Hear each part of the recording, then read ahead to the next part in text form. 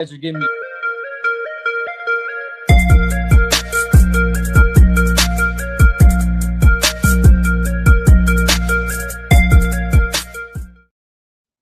Once I click go live, Yeah, I know. I It's can't stop it. I can't stop it.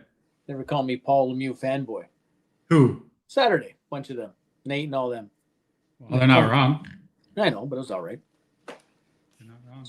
He said poor Max didn't get a word in. I'm listening to two gentlemen bash it out. I got to show you my my cookie plate for today. Damn. My girlfriend stole cookies from her school, so I get to devour them tonight. Little cheat snack. How's Michaela today? Good? She's good. She's good. What'd you think of your racing debut? I think she was excited. She was nervous. Oh, yeah. I want to see you get hurt. I was nervous. It's not like it's like a car where it's like, you know, a mini stock where I raced before where you're driving a real car, right? So, yeah. You know, this is completely different. It's got a lot more power. It's cool, man. It's a lot of fun. Got to thank the boys for coming out to help me out. You know, Philip was on the wrenches all night long. You should have seen Philip. Really? Oh, yeah. I thought he was making hot dogs. No, Philip was checking my tire pressures. What was Jimmy doing? Jimmy was more of the eating poutine. No, he was more of the mind behind it. Yeah, you know, observing, teaching me the lines, and that kind of stuff. Philip was on the wrenches, checking tire pressure, fuel, changed my right rear. Yeah, we had a good group. That's good, buddy. Good for you. Awesome. So, it's a lot of fun. So, but tonight's episode, I'm excited for, especially after the crazy weekend over in Europe. Interesting, buddy. Interesting. So, as everyone saw, we did our top 5 picks plus our TQ. Yeah, I wanted to change mine. You wouldn't let me, though. That wasn't fair. Well, you can't change it when qualifying's done. That's all you... Oh. No, we were in the first round. I was ready already. Let me see if this works. Let me see. Oh, who did better? Yeah. I think it was you. So...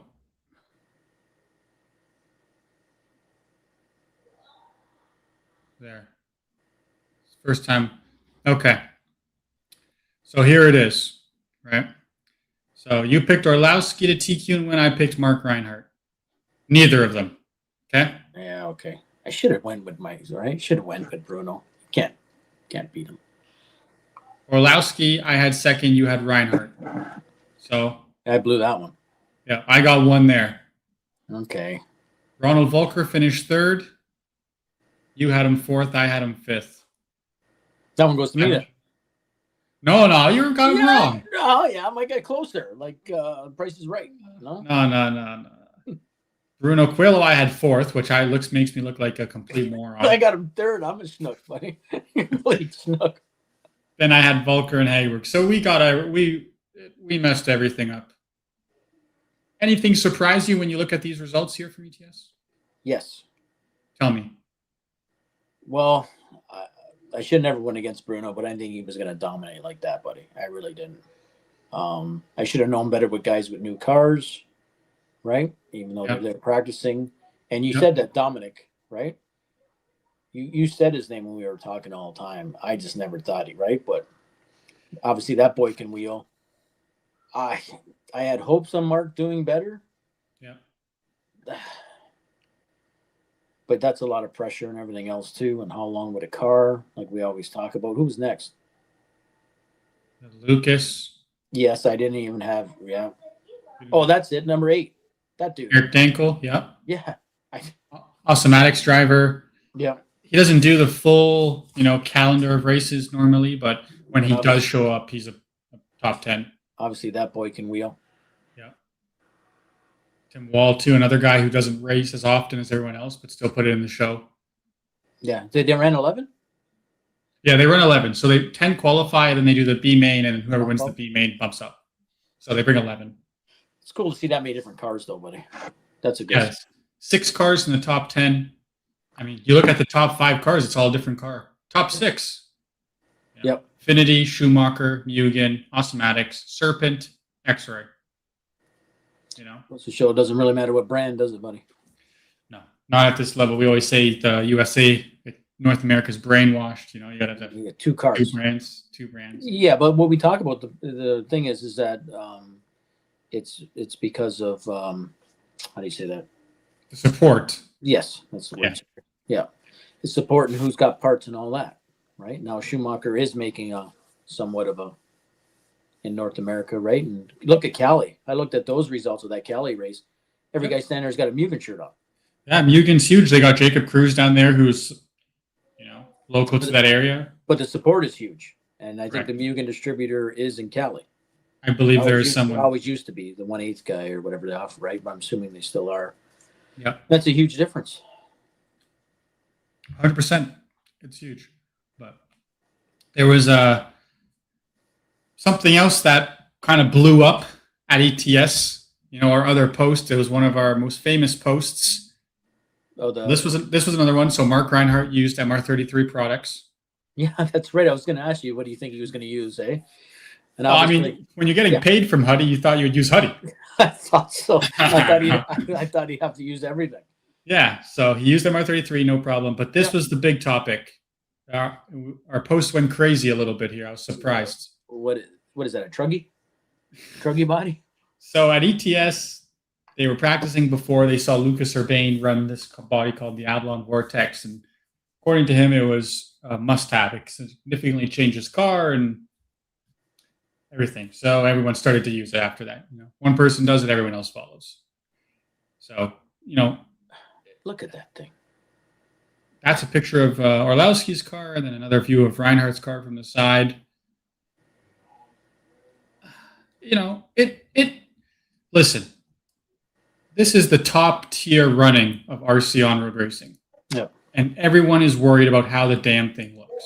And I guess it shouldn't, right? Somebody posted that too, and I think it was Pounder actually said that in one of those, and it was actually pretty cool. And I understand that he actually said that, yes, when it's the elite of the elite and the fast of the fast, does it really have to look like a car? You know what I mean? Like, it's about aero and everything else, and yeah, if it's so what, it's not pretty or doesn't look like something, but they didn't run in stock though. How come?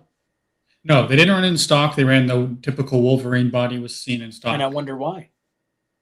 Too stuck? Yeah. I don't know. Like, I hear this generates a lot of downforce. It made the car more stable at high speed, so they're allowed to give the car more steering with the setup. I asked Alexander that, and he just said, yes, it was like you had to run it or whatever. You were faster, but it was really hard to drive the car. Yeah. Typically, harder to drive is faster. Yeah. As we know. Right. But I know, what is everyone else's thoughts on this? I mean, our comments blew up. We had people commenting all over the world. It doesn't look that much difference from the typical shit we're running now. No. Like, it doesn't look that far off from a Wolverine body shell. Just so everyone knows, this body is not yet ROAR approved. It's not even IFMAR approved, for my knowledge. See what they had to do to the ass end of it to make it legal? Yeah, here? The thing that sticks out. Like, to make it long enough? No, where the bumper. Keep going back. That little nib. Yep. Okay. Oh, right there. That thing is longer than what you would ever expect, and I'm assuming it's because to fit the spec. So they shortened the bumper and just had a piece stick out.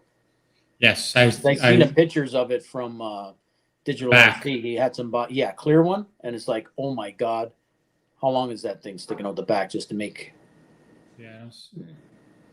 But again, these guys played within EFRA rules. It's EFRA approved. Yes. They played within the rules. They designed a body that worked perfectly for them, and that met racing standards. But it's not ROAR approved yet, and it's not IFMAR approved yet. So we'll see what happens. It's not IFMAR either? I saw in the one broadcast that Bruno said it was not IFMAR approved. No, honestly, could Bruno won with the other body? That distance I seen in that third main, oh my god. Pulled away. Yeah. I think it's one of those things because they have such limited practice there, they put a body on, and if it works and makes the car better, they don't want to risk going back because they only have 4 practice rounds, right, at the start of the event. But listen, would that ever be ROAR approved, or doesn't fit the template no matter what? So I don't. We can ask our guest today. Ask our guest today. From my understanding, from my research, which is not, I'm not the smartest. Sponsor. He's my Alex brand. Piper. You can get your body painted from him. Yeah. But from my understanding, the big thing with this body is that it's hard to tell from this photo, but the wing height is higher than the top of the roof. Okay. Which is not allowed in Roar. So when you go to a Roar sanctioned event, they actually put a level on top of the roof to your body to make sure that it's not. Yeah. So I don't think it'll get Roar, but I'm no expert. So I don't know. Well, like the time they brought the wrong tools. No comment. No comment. Watching you work with my kid on that for 20 minutes, half hour, cutting out stuff and wondering why his body doesn't fit. Who's this, Mr. Stoner already? Listen, everyone makes mistakes. We got Stoner Alex, number one person. Yes, he was not number one on the track, but well, there's guys. Time for new class. Listen, no more classes, Stoner. Listen, everyone keeps thinking they got to look like real cars. They haven't looked like real cars in a long ass time. Just my opinion. Who gives a shit what it looked like back in 2005? It's over. 26. Let's move on with the new. Well, they had a class that looked like cars, right? Or somewhat more. Where? And then people stopped running that class. No, too. Isn't it USGT with some sort of cars had to be something, right? Or a name? Yeah, but then they didn't look. Changed it as well. Yeah. But no one wants to hear you and I yap anymore. No, where's the man? So let's get these questions rolling. Today we got a special guest. Driver, business owner, IFMAR president. Tonight we're joined by Eric Anderson to talk racing at a high level, running Team EAM, and shaping the future of RC competition around the world. Let's get into it. Everybody, Eric Anderson. Hey, round of applause. There he is. How are y'all? Good evening, Eric. How are you? Good. I guess this thing works. You can hear me. Yep. We can hear you. I like that. No testing before. Right to it. Oh, yeah. Let's jump right into it. If it don't work, we'll figure it out on the way. You should have seen Kevin beforehand. He was all nervous. We had a test. Volume tuning. Was he on here before? Oh, days before. Oh, okay. I hadn't got to watch every episode this year since y'all started this. Well, you can go to our YouTube and check them all out. Yeah, I need to turn it on one day when I'm at the track building cars for people and just watch them all right in a row. He's too busy riding that bicycle. No, I haven't. A few times, but not enough. Yeah, comes here, cleans up everything else, wins the biggest prize, and leaves. That's it. Yeah. Threw it in the back of the truck, snuck it across the border. And I told you when you buy your tickets, I said I had a good feeling about you. I think you had it hid in your hand. That's why there was no number called, just a name. Yeah. The only one that had a name called. Wait a minute. Well, hopefully he comes back next year so we can get another bike from Thornton Cycle. Ship another Yeah, one. hopefully the timing works out again next year and we can maybe bring some more people. Sweet. 100%. I agree. You had a good time, I'm assuming? Yeah, it was good. You know, the exchange rate makes everything even more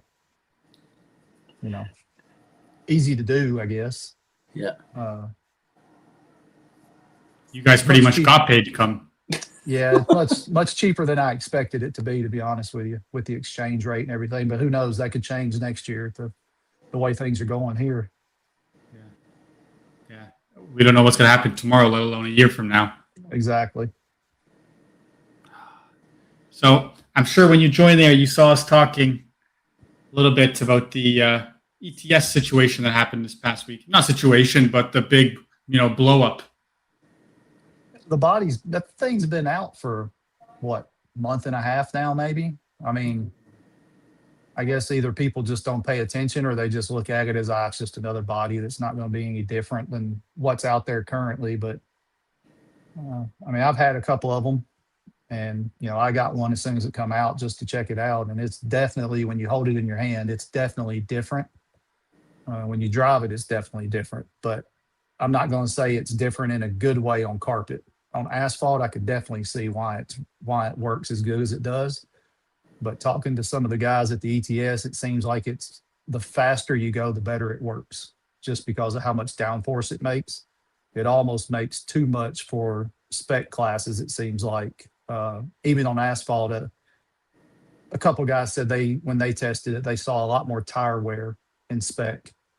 And when you only get 2 sets of tires for the weekend, it kind of makes it a little hard to do that. But that could also just be people throwing it on their current setup and not adjusting anything for it, stuff like that. Just back-to-back runs with comparing it to other bodies. I guess time will tell in the U.S. how it works out. Now, the big topic, if they submitted that body as is, do you know, would it be Roar approved? Because I know they were talking about the wing and roof height and. But approving a body through the Roar process and doing tech inspection at a race are two completely different things. So when they do the approval, it doesn't matter what kind of wing comes with the car because they don't approve the wing. They only approve the body. So the wing height doesn't even come into effect when the body is approved. That's only checked at a track when they check wing height compared to the roof line. So at that point, it's up to the racer to get their car where it's level. But one of the issues that people are seeing too is every picture that was posted by ETS and around, everybody had a Wolverine wing on it. Well, the Wolverine in the middle is probably 2 millimeters higher than a standard wing. So it comes with a flat wing, which with the flat wing, when I checked it on, when I got it and checked it, I don't know, it's been 3 or 4 weeks ago when I got the thing and painted it up, it was pretty close to being level just putting it on my car. So it's that part I don't think is going to be an issue like a lot of people think it will. Didn't know that. You learn something new every day. Yeah, most of the pictures that everybody at ETS and in Europe on asphalt, just about all the mod guys run the Wolverine wing because it has the least amount of rear downforce. Yep. And their straightaways are so long over there. A lot of those guys actually buy 0.4 Wolverines just to get the wing on them and don't even use the body because it actually helps them with their straightaway speed. That's something that is pretty big at ETS that they keep up with is how many miles an hour, I guess, kilometers over there and where you're at too. The cars are going down the straightaway. Most tracks have an app. I think it's called Speed Hive, and the tracks have it set up where they can actually check their mile an hour each lap, and you can see it progressively slow down, and you can see some people fall further than others during the run, and it's something a lot of those guys use. Do you know what speed the mod guys are getting at Appledorn and the other big tracks roughly? I would be lying if I tried to remember because I don't remember it all. Okay. Appledorn's one of the best tracks I've ever been to, but it's for European standards, it's a little bit shorter straightaway than what say Luxembourg is. Luxembourg is a huge straightaway. Eigen in Austria. And all these European guys are yelling at me right now because I'm not pronouncing any of these names right. But Eigen is a really, really long straightaway and a huge sweeper. They're both, it's an 8-scale track is mostly what they race it in. But Appledorn is still longer than most U.S. tracks, pretty much all U.S. tracks, except for maybe the new one, the Grove, that just opened in Chicago or outside of Chicago. But it's shorter for the European tracks. Hootie Arena has a super long straightaway with a big dog leg at the end of it. So it's super long as well. So that's why they kind of pay attention to the kilometers an hour on the straightaway because it makes a pretty big difference over there.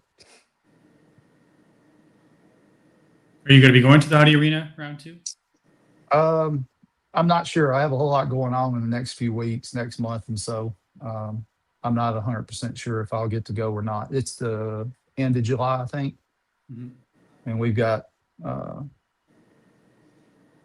Hootie race next 2 weeks from now. And then some other stuff we're going to try and do and try and go to the Hootie race up at Wayne Gerber's track, which will be the third one in July. And I have to, in early August, we got to move Kane into Virginia Tech when he starts back to school. So not sure yet.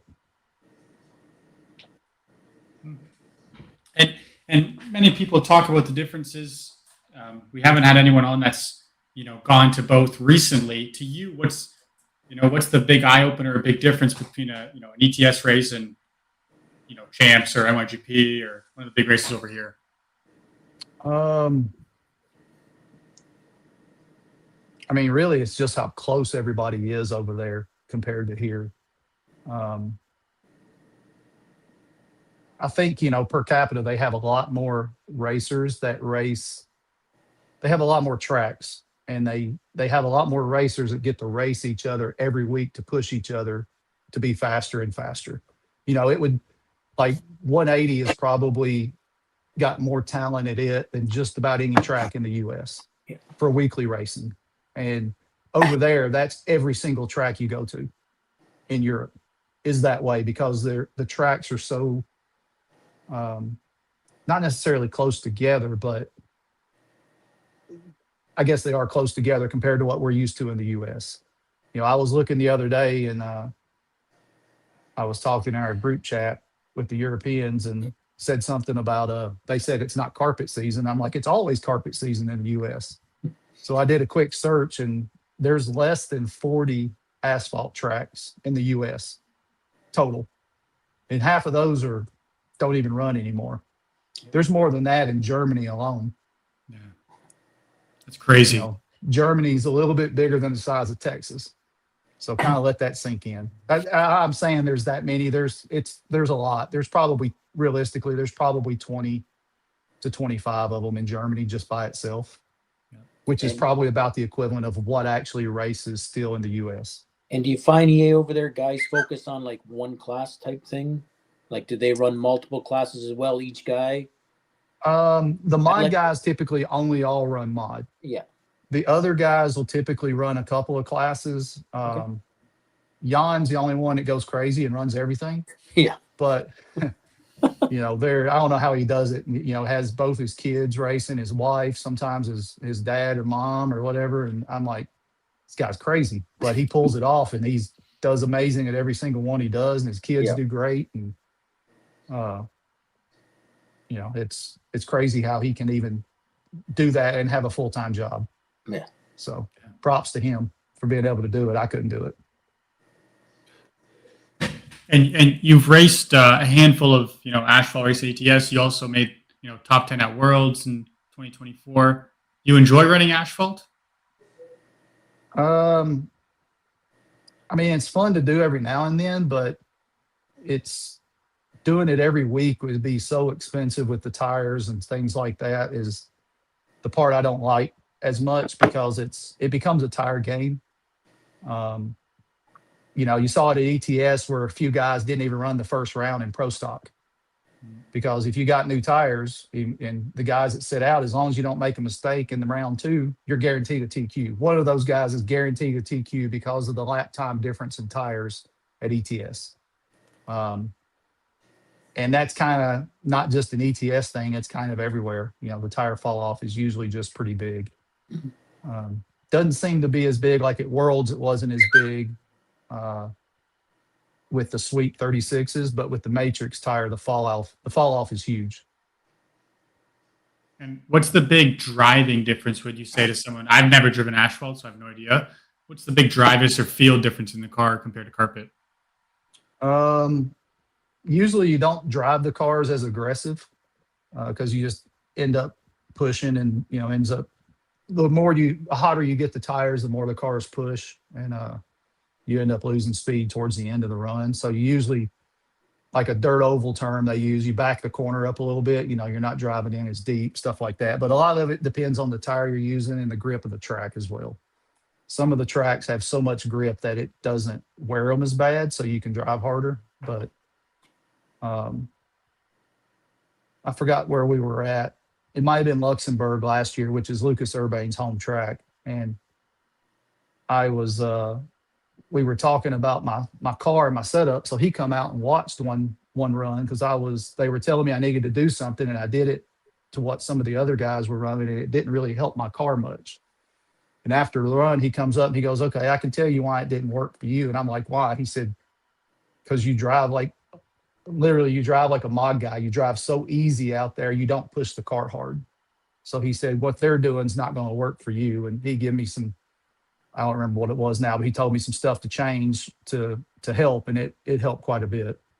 But he was kind of surprised, I guess, because I didn't just dive bomb every corner like a lot of the spec guys usually do. So you think that is the driving style in asphalt a little bit more, got to be more precise than carpet, then you would say? The cars as weird as it sounds, the cars react more. They're more direct on asphalt. Car placement is a huge deal, especially like in most of the tracks I've been to at ETS, especially Appledorn. You can't tell it by watching the videos, but Appledorn, all the corners are banked, and they're banked pretty steep. And I'm sure everybody's seen the replay of A1 when Bruno tried to go under Orlowski right there in front of the driver's stand in that right-hand corner. Mhm. Well, I mean, even Orlowski admitted it was his fault because that corner has a line in it that's about 1.5 feet wide on the bottom at the apron. If you miss it, the track is flatter up at the top. It's pretty banked, pretty steep at the bottom. So if you miss it, it just pushes out, and there's not anything you can do about it but let out the throttle and try and, turn back down a little bit. And that's what Orlowski tried to do, is turn back down. And by the end, Bruno was already beside him and, going by him. But a lot of the tracks over there are like that because most of the asphalt tracks, they don't spray anything on them. So it's all just natural rubber built up. So if you get outside of that where there's not much of a rubber groove to say, the cars don't have much grip either. But Appledorn's definitely more line sensitive than a lot of other tracks because of the banking, how it progressively flattens out as you get to the top of the corner. Yeah, you don't see that in the video. Everything just looks flat. Oh no, I mean, I don't know how much the banking is, but from my oval days when I used to run oval a lot, I would say that corner where that happened just past the start finish line is probably banked at 15, 18 degrees, maybe. It's quite a bit. It looks for an flat. RC car. Yeah. So, because you are IFMAR president, this is a question that Mark's been asking lots. And You're gonna ask all I him? hear him. I'm gonna ask him. He's probably, yeah. That's fine. Will we ever have a world's touring car on carpet, or is it always be on asphalt? And why not? It's not in the rules. It has to be on asphalt. 12 scale is in the rules now that it has to be done on carpet. Mhm. But touring car can technically be done at any of them. And I think the only time it's been done, or the last time it's been done, was in Japan at Yataba, whatever, arena. Yeah, It was done there back in the, I don't know, 2012, 2014, 2015, somewhere in that range. Could have been earlier than that too. But that's the only time that I'm aware that it was done on carpet. And there's nothing stopping it from being done on carpet again if somebody wants to, the block wants to put the bid on it. But, in Europe and Asia, touring cars built for asphalt. Carpet's just what they do when they can't run asphalt. It's kind of the opposite for most places in the U.S. Just because we don't have a lot of asphalt tracks. So to answer your question, it's just up to the host of who they choose to submit to IFMAR to bid on it. So in 4 years' time, because somebody at IFMAR, can we see a Worlds at Apex? No, the next one will actually, the next Worlds is supposed to go to FAMAR, but it would be for on-road. Technically 12 scale is a year behind. Because the 12 scale worlds were here in 23. Mm-hmm. So they should have been in 25, but because China wanted to do them together, we pushed them to 26.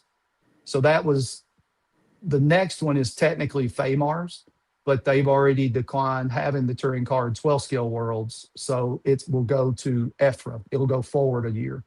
Okay. So they'll actually be in EFRA in, was it 29 for, it'll be 28 for touring car, 29 for 12 scale.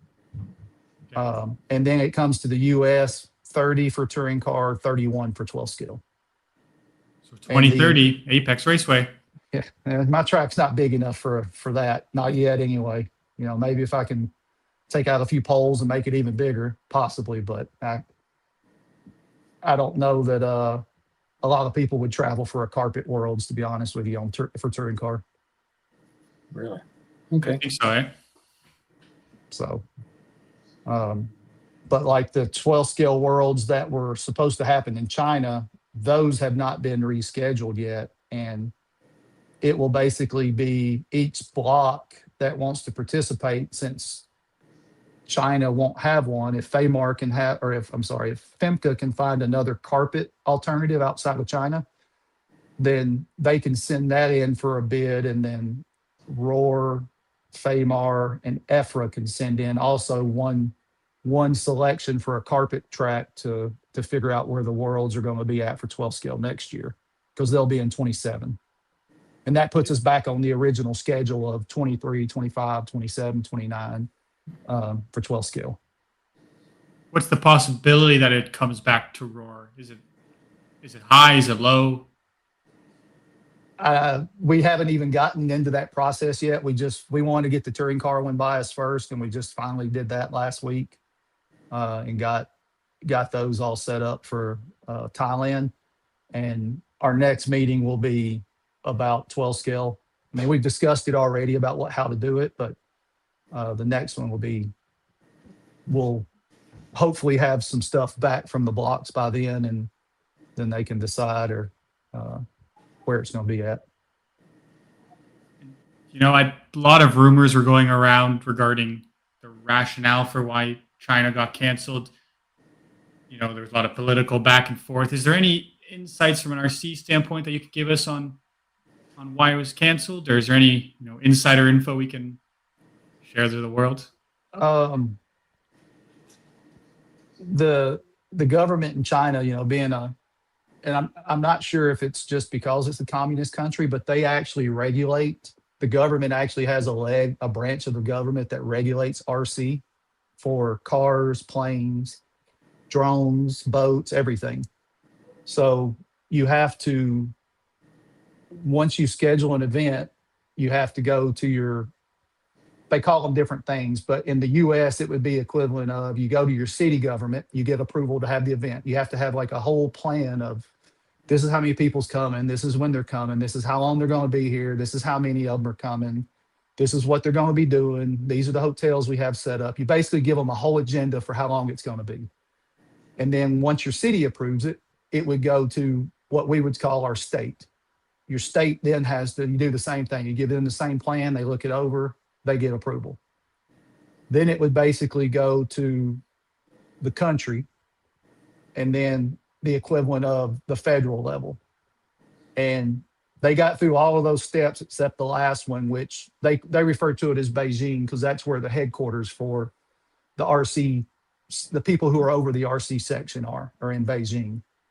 And that process, for some reason, fell through. And nobody knew it because we didn't know till the last minute, when we got a letter from those people, not from the track, but we got it from those people that said, hey, this isn't approved. And, at that point, it's like, well, crap. So, and it's something that at IFMAR as an organization, they can't do that. The track has to do it. The host of the event has to do it. So it's not, as much as you read on Facebook, it's not, why didn't IFMAR get these approved? We have nothing to do with it. We just go off of the track says it's all done. That's all we have to go off of. Yeah. Unfortunately, the last one got pulled from us, 2 weeks before the event. Yeah. What was I know you said, oh crap. What was the team's reaction in IFMAR with, like, how do you guys take it was worse than oh crap, but it was it wasn't good for sure, because at this point you're 2 weeks out. A lot of people obviously couldn't get their money back on plane tickets. They, it makes it hard to rebook them. Even some people lost money on hotels, but luckily if you were staying at one of the hotels that the track had set up, they had organized it to get all the money back for the hotel. And some people got their money back from their insurance. I know one thing that Clive does for the Australian racers is anybody who's signed up for the Worlds, their actual government governing body for Australia, I think it's RCRA maybe. Don't quote me on that, but I think that's what it is. They actually purchase insurance themselves, travel insurance for all of their racers that are attending it for any type of cancellation. So everybody from Australia that was going got 100% of their money back. And they purchased that out of the dues, the membership dues and the entry fees that the racers pay to go to the race, which is something that going forward that IFMAR is going to try and, tell some of the other blocks or countries, whichever, that, hey, maybe this is something y'all should look into, because he says it's pretty dirt cheap, but insurance in other countries and insurance in the US are not the same. It's much more expensive in the US than most other places. So I don't know if it would be feasible for us to do something like that here, but as a person, I mean, next time I buy a ticket for something like that, I bought travel insurance through Delta, but it only covers sickness. It doesn't cover anything else. So it's kind of useless unless you obviously get sick, but theirs covers pretty much any type of cancellation, what he buys. And it was, when I say it was cheap, I want to say he told us it was 25 or 30 bucks a person, something like that. Yeah. And my wife actually looked up health insurance for when me and Kemp travel out of the US, and it was basically pennies. It was nothing to buy an insurance policy for, in case we got sick or got hurt, we had to go to the hospital over there, it would cover it. So next time we travel, we'll have that. Hope we never have to use it. But when she looked at it, it was very inexpensive. Yeah. How does it affect your planning going forward now? I don't want to point out China alone. Is it safe to say China won't see a Worlds for a long time, or? I wouldn't say that, but there'll definitely be some more protocols put into place now that it's a little more clear of what you have to go through or what they have to go through to have it approved. There'll be some more things put in place that, we have it in writing and emails and all of that, this is good. But even on that token, they had all of that up until 2 weeks before the race. And then the government in Beijing decided, no, we don't want to do it now. We want it to be postponed. So, it's with anything else, even though you have it in writing, they can still change their mind, I guess.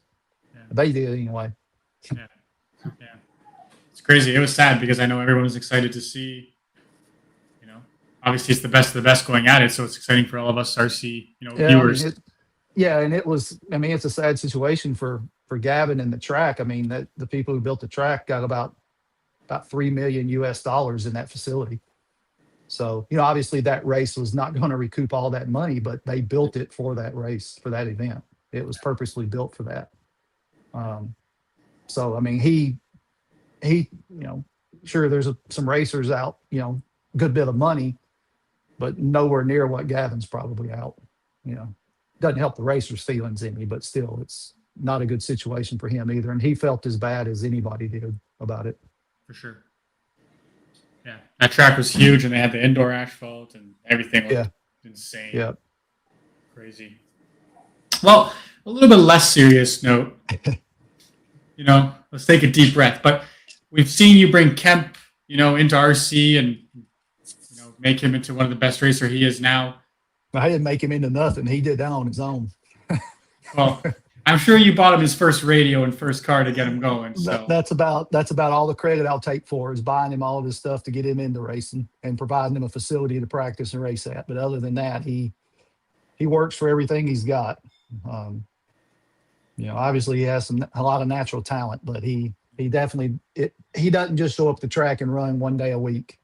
Now, well, he does now that he has a full-time job, but back when we were traveling and racing, I mean, he was at the track 4 or 5 days a week practicing. That's what it takes, I guess, to be at that level, right? Yeah, it takes a lot of that and preparation too. Yeah.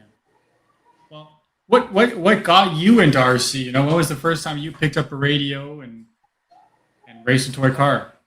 Well, the first RC car I got it for Christmas when I was 12. I got a Tamiya Hornet. And back then it was at a department store called Hill's Department Store, which back when I was a kid, before you were even thought about, Max, it was they had Walmart and they had Hills department store, and Hills department store actually sold like Tamiya kits. It'd come with a stick radio, a battery, a charger, everything right there on the shelf, and then just a store. And I got that for Christmas, and I don't know, it was probably 8 or 9 months before I broke it, and I had to go find some parts for it. And I found a hobby shop that my grandmother took me to. It was about, I don't know, 20 minutes from the house or so, and they had an indoor carpet oval, a banked carpet oval that was probably a quarter of the size of what the Canadian Nats track is. It was very small. Teeny. And when I saw that, I'm like, I got to have one of these oval cars. So I got one of those for that Christmas. And then I started racing. I practiced about, I don't know, 3 months before I actually got the courage up. When you're 13 years old and you're going to the track and racing a bunch of these other, grown men, it takes a little bit of courage before you get out there and go. So anytime I see a young kid at the track and what they go through, I remember it vividly about what I thought and felt and everything growing up, being that age, trying to race. So, but that's how I started racing, was there. And then after that track, we ended up with 2 other carpet ovals that I raced at over the years. What was your first oval car? Yeah. A wide fiberglass RC10L. RC10L. They didn't even have narrow cars back then. No, they called them super speedway cars when they come out. Yeah. But it was a wide 10L. Yeah. Never even heard of that. No, it's a road car. they were, I mean, back then you went through RC car accident and you looked at an ad in Tower Hobbies and, called them up with a part number and told them what you wanted to buy. And they were like $80 back then for the car. Yeah. Just a rolling chassis. The graphite ones were about $150, I believe. Oh yeah. Damn. So. And then when did you start, real racing, road course? 2003, 2004, maybe. I raced oval all from 88 all the way up till, I guess my last oval race was like 2011 or 2012, but I started running on road in 03 or 04. And well, just to switch it up? Yeah, I just, I guess what really started is I went to the Snowbirds the first year on carpet in 2000 at the old Ramada Inn, and to race oval, and I ended up TQing and winning the stock class there at that race. And I was like, wow, these road course cars kind of look fun. And that's kind of what got me going. And after about 2 or 3 years of doing that, I'm like, all right, I'm going to get one and try it at home. And that's kind of where it started at.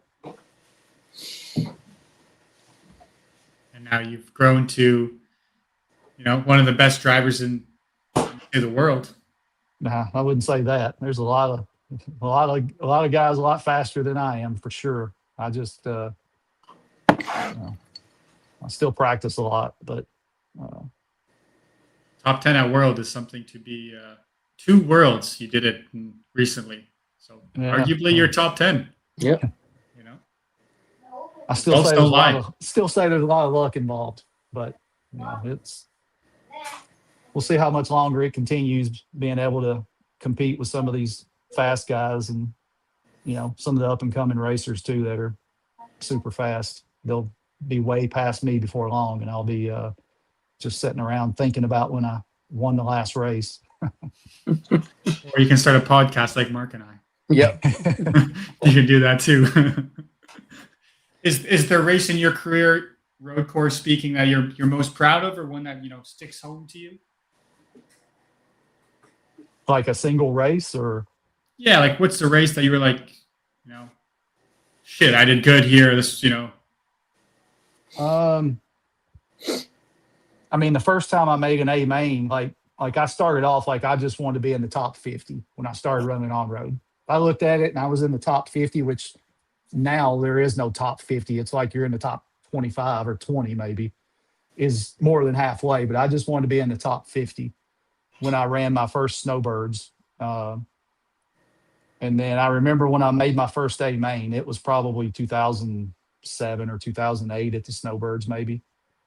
Um, but probably when I won Snowbirds the first time was probably the one I remember the most, because I tried for a long time and was close, but never was there. And then I finally won Snowbirds. Then I won IIC that same year too. Snowbirds in January, and then IIC in September, and then Carpet Nats also 12 scale, all at about the same time.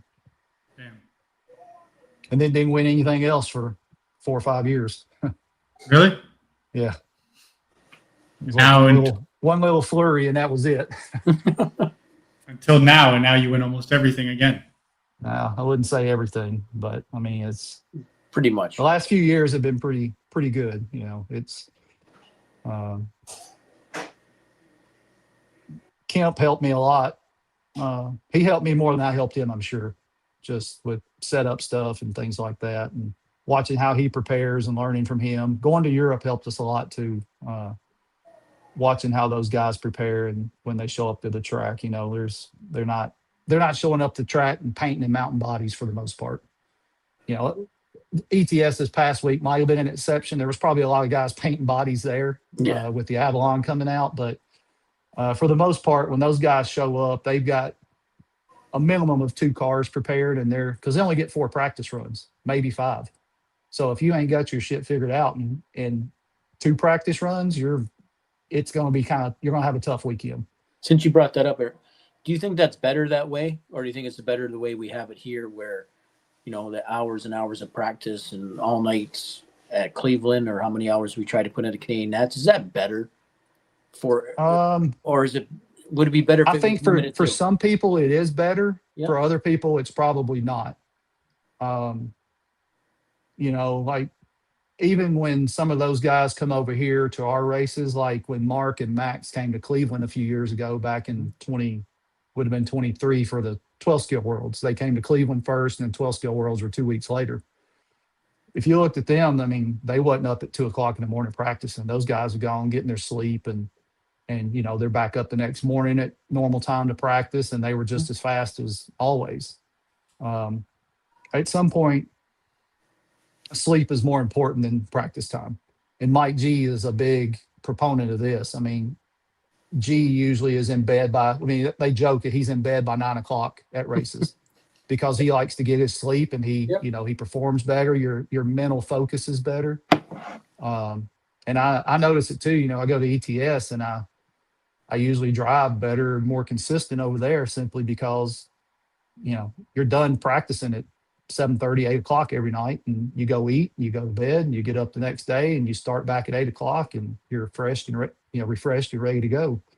Whereas here, everybody seems to, you know, they want that last practice lap, and they stay up all night, and the next day they're just dead tired, and you don't think about it, but it happens. You just can't focus, and you suffer from it. Yeah, that's how the whole group feels over here, right? That guy's on the track more, so I need to be on the track. That guy's up, I need to be up.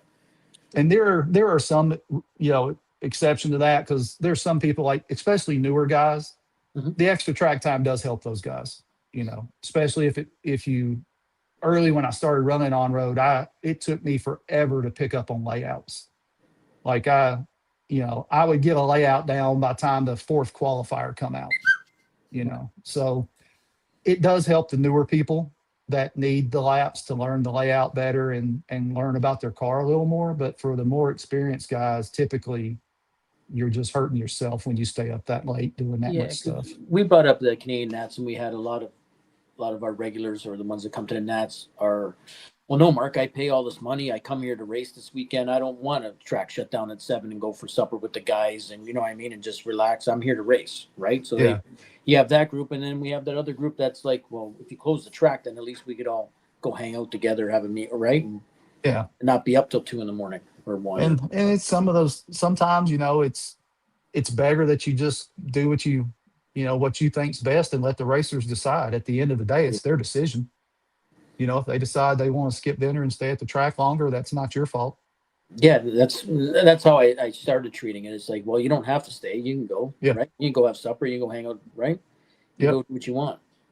Eventually they'll learn and they'll figure that out. There was one night we stayed late up there because the security guard made us leave, Yeah. but I forgot what happened when I was having to fix something that I think it was when my servos died or something. I was having some problems out of my touring cars, and I had to swap servos and everything, and I was getting that stuff ready um, to make sure it worked. Yeah.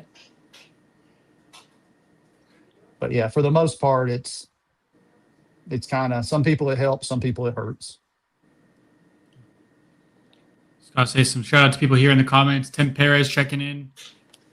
Chris Machado, he's watching while he's fishing. I know you're a big fisher. Yeah, this guy's out on his boat every Monday, and he has us up on his iPad. So thank you, Mr. Chris, for checking in. Alexander, what's going on? Tim says, that's the format we used this past week at the West Coast Nationals at Finish Line RC. We had 5 practice rounds. A bunch of guys wanted to open, but mod cars and F1 cars don't mix. Yeah, that's another big, especially at Canadian there's that issue because the track's so small. Yeah, we had everything out there. And I like your idea, Max. Was that a EA's track too? That you guys did a fast line, slow line type thing, or They did it at Donnie's track.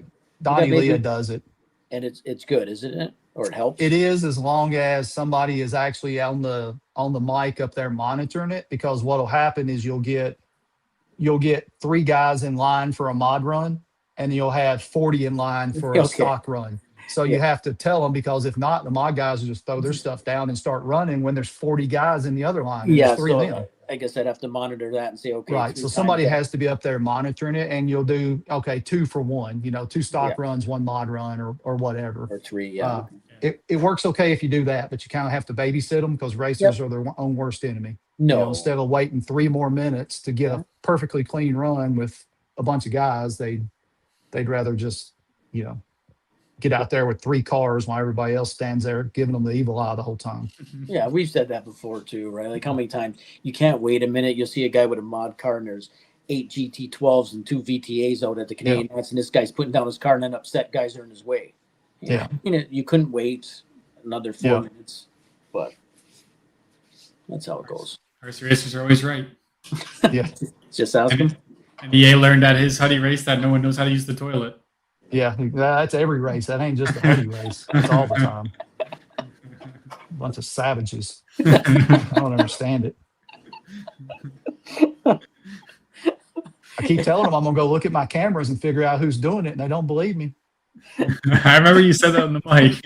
Oh, there's a picture. There's a picture hanging over the toilet that says there's a camera. I mean, obviously it's a joke, but it's even in the family bathroom. And one of the racers, I forgot who it was, his wife come up there one weekend, or his girlfriend maybe, and he come and said, "Hey man, my girlfriend said there's a sign that says something about a camera in the bathroom, like it's a joke." And he's like, "Well, she don't want to go back in there." I'm like, "No, there's not a camera. I promise you." I said, "It's just for." Well, at least you guys know it wasn't Jimmy, because if it was Jimmy, he'd be proud and showing everybody, right? So that's hooping it style. So it wasn't hooping it, right? Yeah. Hooping it would call you in. Hey, check this out. Oh my God. He'd bring pictures. Hey man, you seen anything like this before?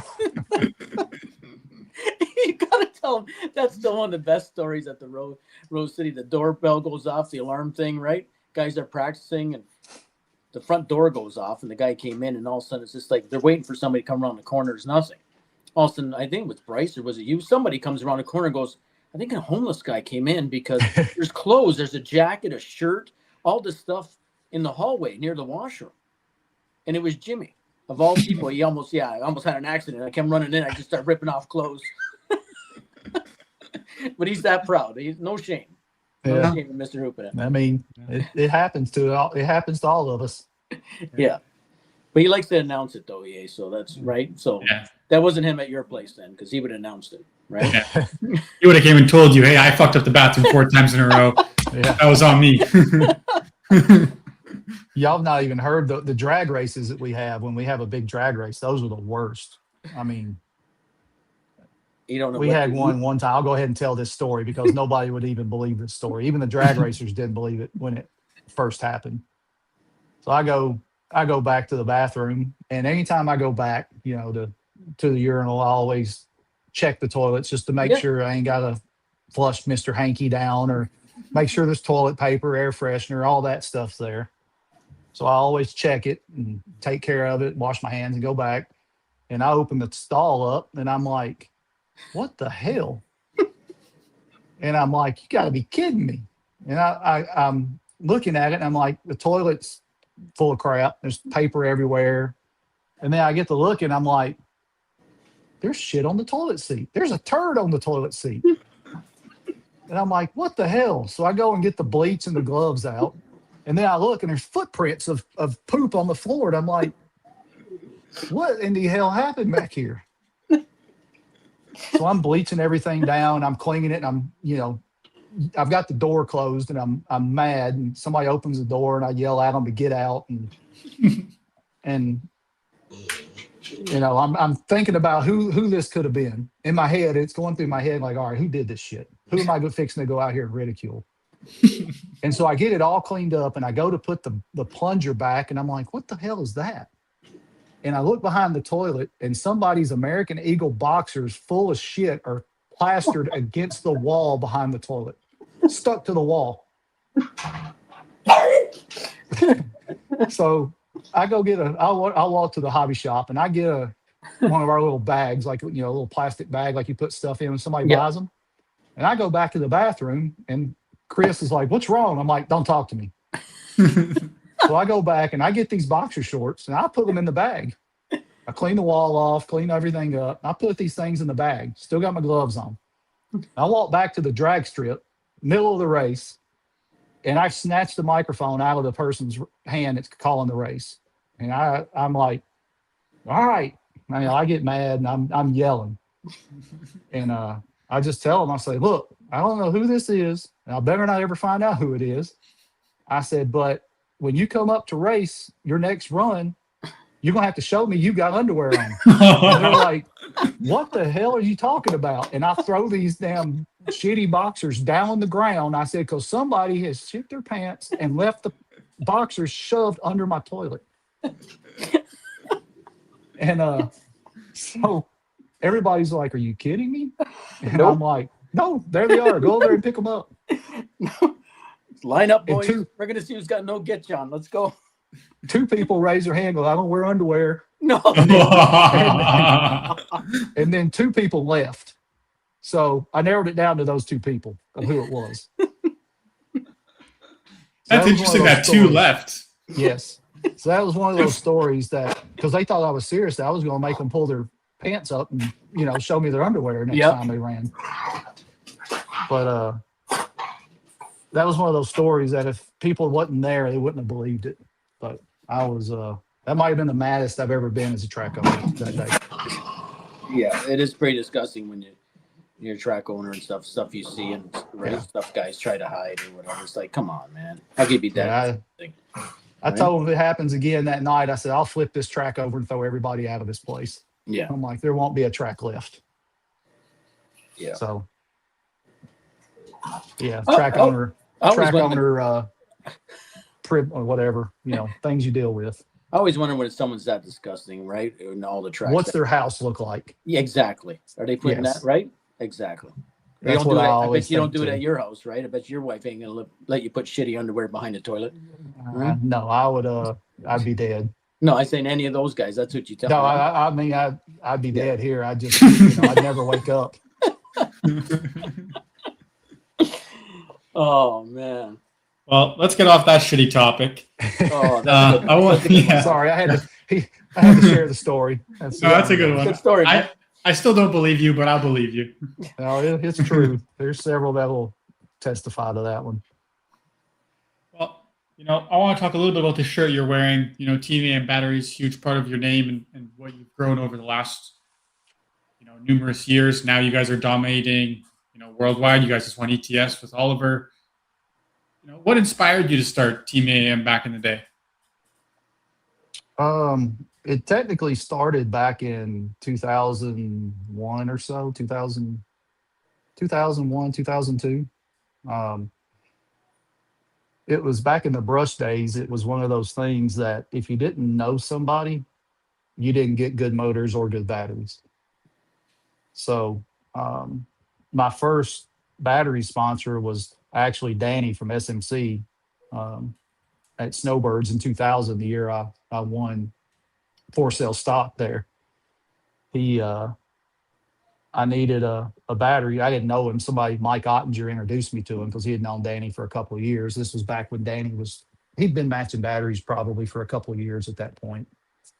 And he introduced me to him, and he's like, well, I don't have any 6 cell batteries left or 4 cell batteries left.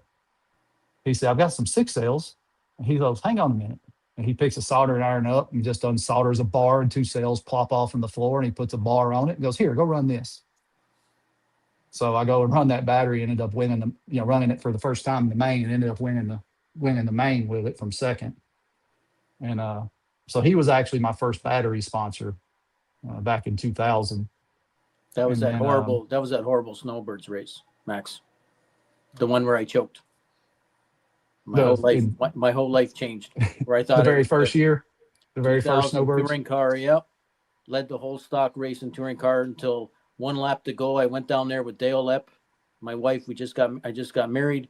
Flew down there with Dale. Sat in the protoform thing right beside Paul Lemieux and all that. Right, watched Danny sleep on that couch all weekend. Yep. Hand out batteries.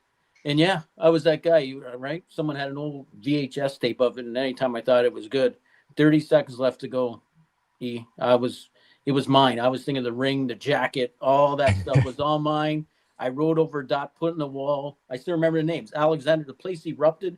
Lopez came around the corner. Alexander Lopez. He was a local. Yeah. Yeah. He went over to Dot, crashed with me, and Toasty Toss went around 2 corners and won the goddamn race. So Yeah. 2000 Snowbirds is awful. Yeah. I still have my jacket from that race. See, I could have my jacket, Max. Yeah. Oh yeah. It wasn't meant to be, Mark. You suck. I know. And that's why you started a podcast. That's right. That's why we're here, because we suck.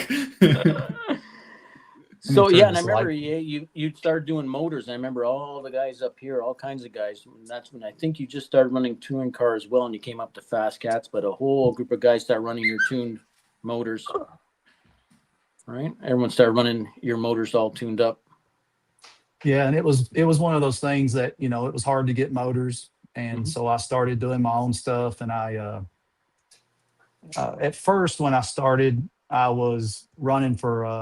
started running for Putnam after that, Todd Putnam. Okay. Yep. And I started building motors for him at the races. He would handle most of the modified stuff, and I was doing a lot of the spec stuff. Okay. He would still do like the very top guys, especially the first year when I was helping him. He would do all the top guys stuff, and I was kind of doing the other customer, so to speak, guys that probably wasn't going to win, but he always took care of anybody who needed some help. And that's where I started. I did that for 2 or 3 years, and then finally I just decided to do it on my own. I had so many people asking me about it, so I just started doing them on my own at that point. And that's kind of how it started. You became pretty busy too, I'm assuming, because all the way up here in Canada, guys were buying motors.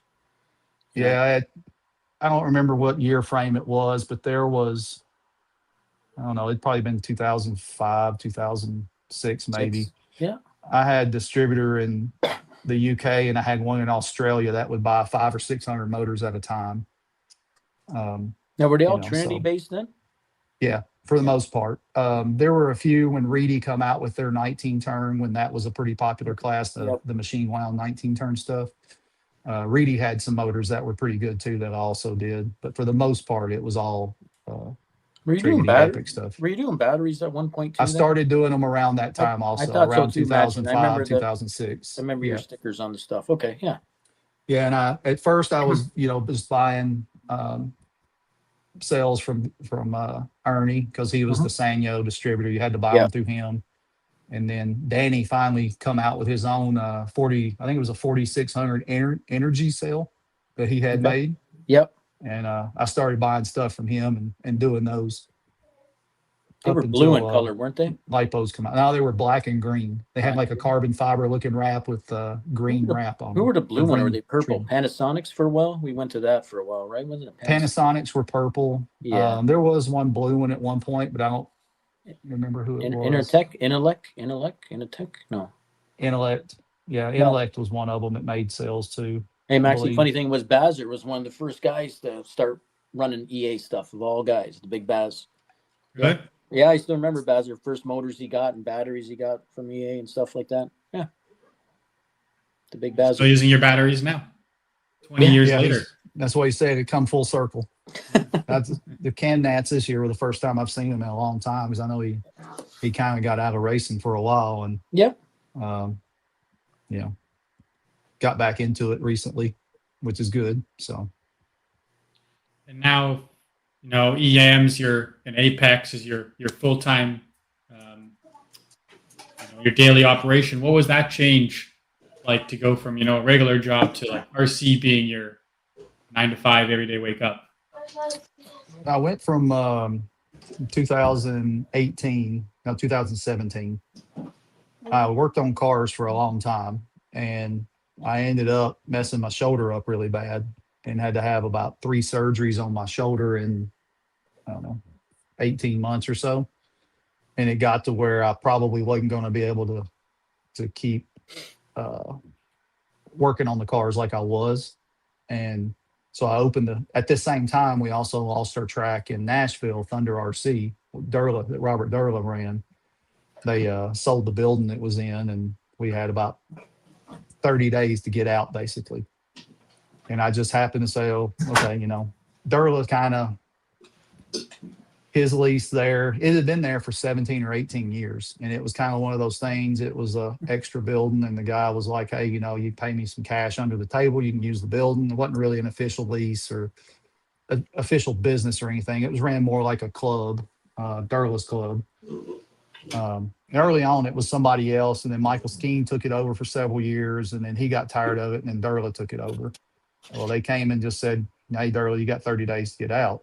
And at that point, he was like, well, he has a real job, real career and everything. And he wasn't going to start a business to actually have what we'll call a legitimate, storefront and track and all of that. So it was this was in June of 2017. So it was either I quit racing or I find a place to put a track. And I just happened the first place I went and looked is where Apex is now. And the people were like, it's been empty for 6 years. He's like, he said, this is what we'll give it to you for. And I'm like, really? And he's like, yeah. And I'm like, okay. So we went from not having a track in 30 days to we had 30 days to get this place open because the VTA Nats were already scheduled for September. And I'm in a sling after my 3rd shoulder surgery. So I had to have a whole lot of help, after having a complete rotator cuff rebuild. And we made it happen. We had I think we ended up with about 45 days from the time I signed the lease to get in and before the race happened. And we got it all done. And I didn't go back to work after that. Finally got cleared in December, but because of the disability restriction they gave me on my arm, I couldn't work on cars anymore. So I'm like, all right, well, we're just going to do the track for a while. And I did that up until May or June. And one of the racers at the track worked at a boat dealership as a technician. And he's like, hey, man, we don't have a service advisor or a service manager. He said, this place could really use a service manager. And I'm like, not interested. I'm focusing on this right now. And he finally talked me into going down there. And, after talking to the owner a few times, he started offering me jobs. And I'm like, I'm just not really interested at it. And it's kind of one of those things when people keep just, adding money to it, you finally say, okay, that's enough. I'll do it.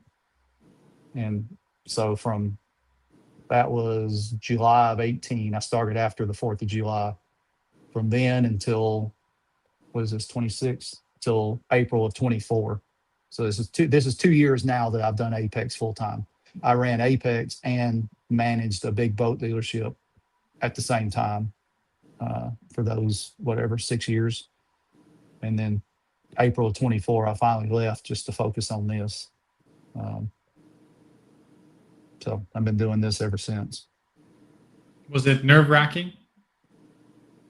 it was nerve wracking from day one. Just always worried, you're going to have enough entries this week to cover or this month to cover the lease and, everything else that goes on, because I started with, three or $4,000 in inventory and, a big, huge building that you have to cover the big rent on every month. And, it hasn't really gotten any better other than now that I know what I need to do to try to keep it going. Mhm. Up front, you have no clue what you're getting into. So it's all every day is like you wake up like, hopefully today's going to be good.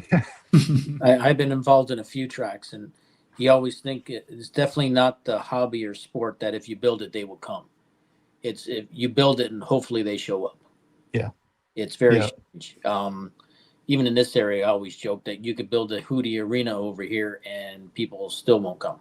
It's not Yeah. about what it is or what I don't. This you get one bad taste or somebody doesn't like somebody or somebody doesn't like right, and then that guy doesn't come, and then these couple guys that hang with him don't come because this guy said a bad word. It's just I Yeah. don't.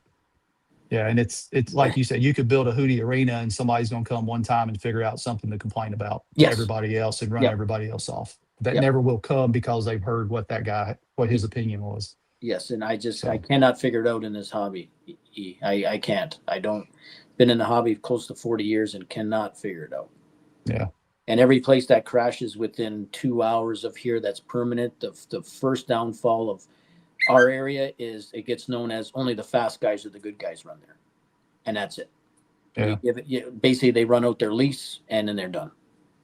It goes back to what I said earlier that racers are their own worst enemy. Yeah. If people would just go to the track and do it for what it is. It's a hobby. Go have fun. Yeah. Instead of just going and being miserable all the time. If you're miserable, then you need to find a different hobby. Yeah, and I played a lot of sport. And like if you didn't like somebody, like even I've been to a few races where some guy's not my favorite guy, and we sat back to back at a whole trophy race up here and didn't say two words to each other, and it was fine. I didn't go because did not go because he was going or whatever. I just went.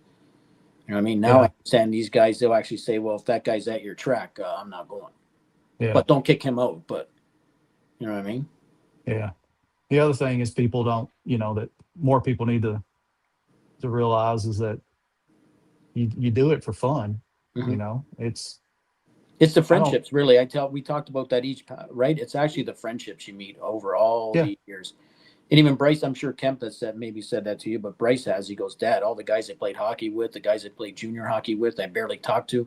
And he goes, I understand what you meant about this RC racing. I talk to these guys more than I talk to my friends now, Yeah. my hockey buddies that we're traveling on that bus together for years. And I talk to these RC guys more. Yeah.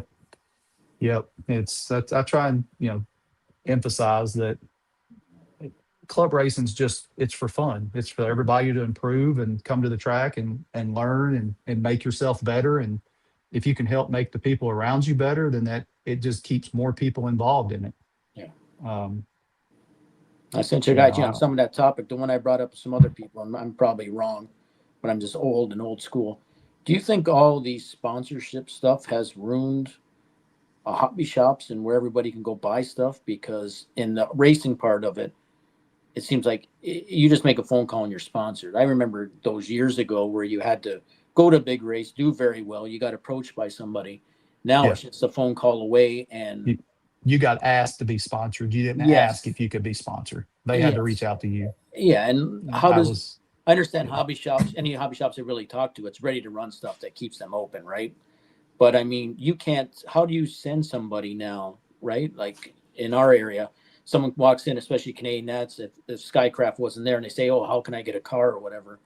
And most hobby shops don't even carry the race stuff. You know what I mean? Because like they said, why am I going to carry it when Joe Schmo brings it in with his half sponsorship and sells it to 4 other guys? You know what I mean?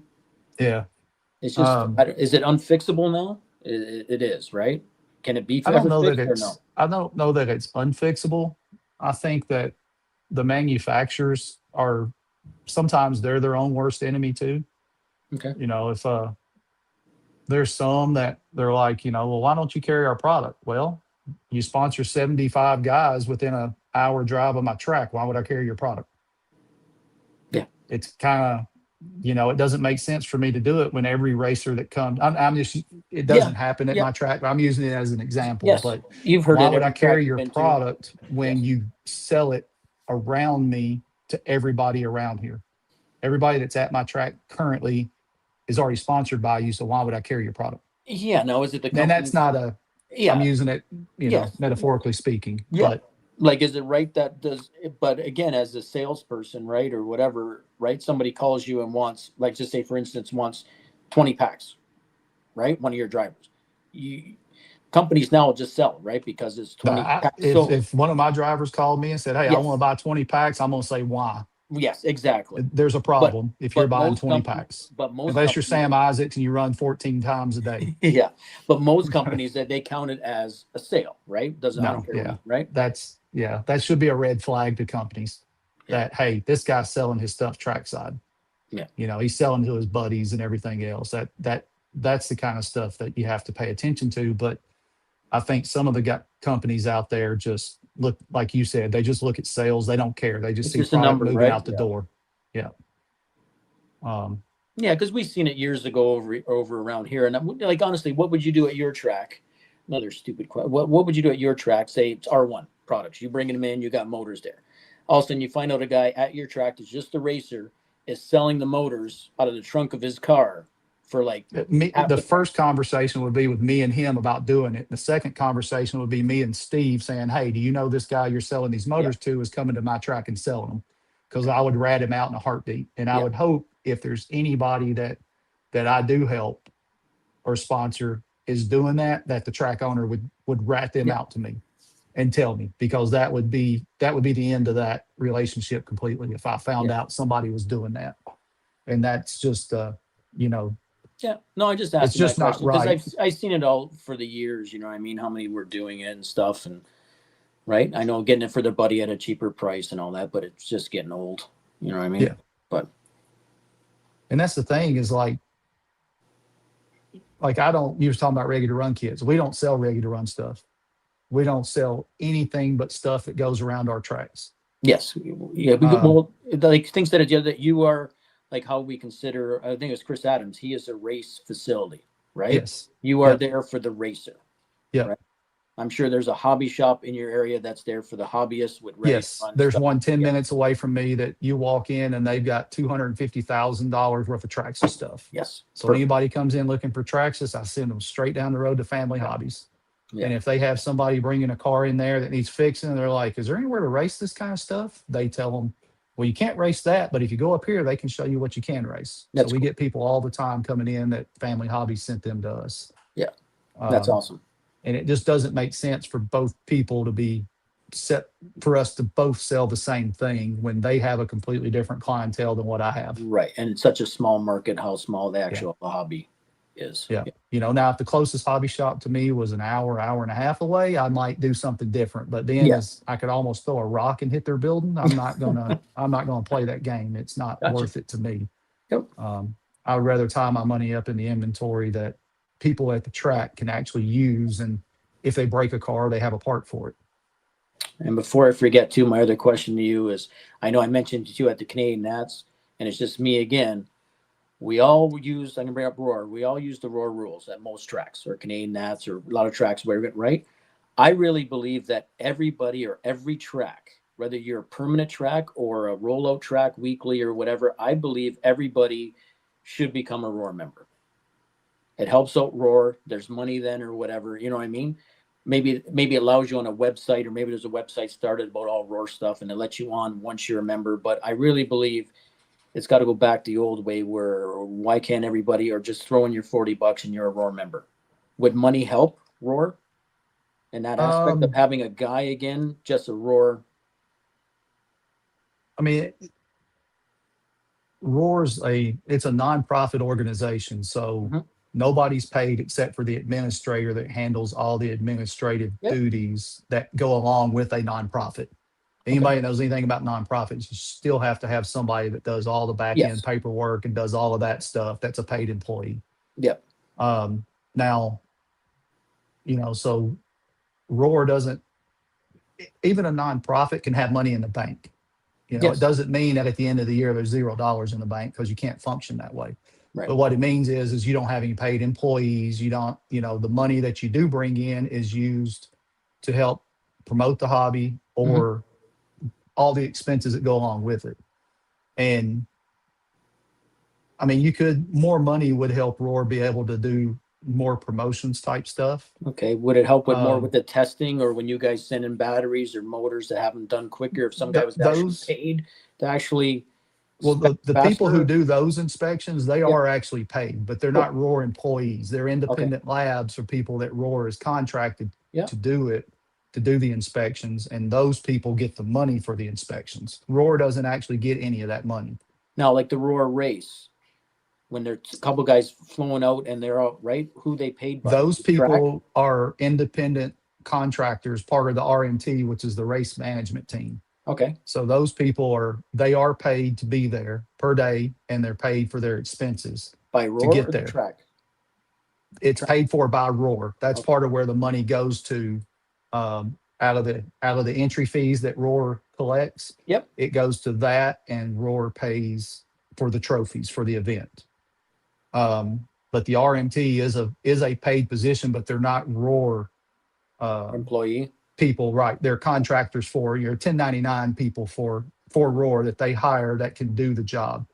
But like Cal, who does a lot of the motor stuff, he is also the motor inspector. So Okay. when you see the little redheaded guy at Snowbirds that's doing motor inspections each Yeah, year, that's him. That's Cal, the guy. he is the one who actually approves all the Roar motors. So he Okay. knows the motors inside and out.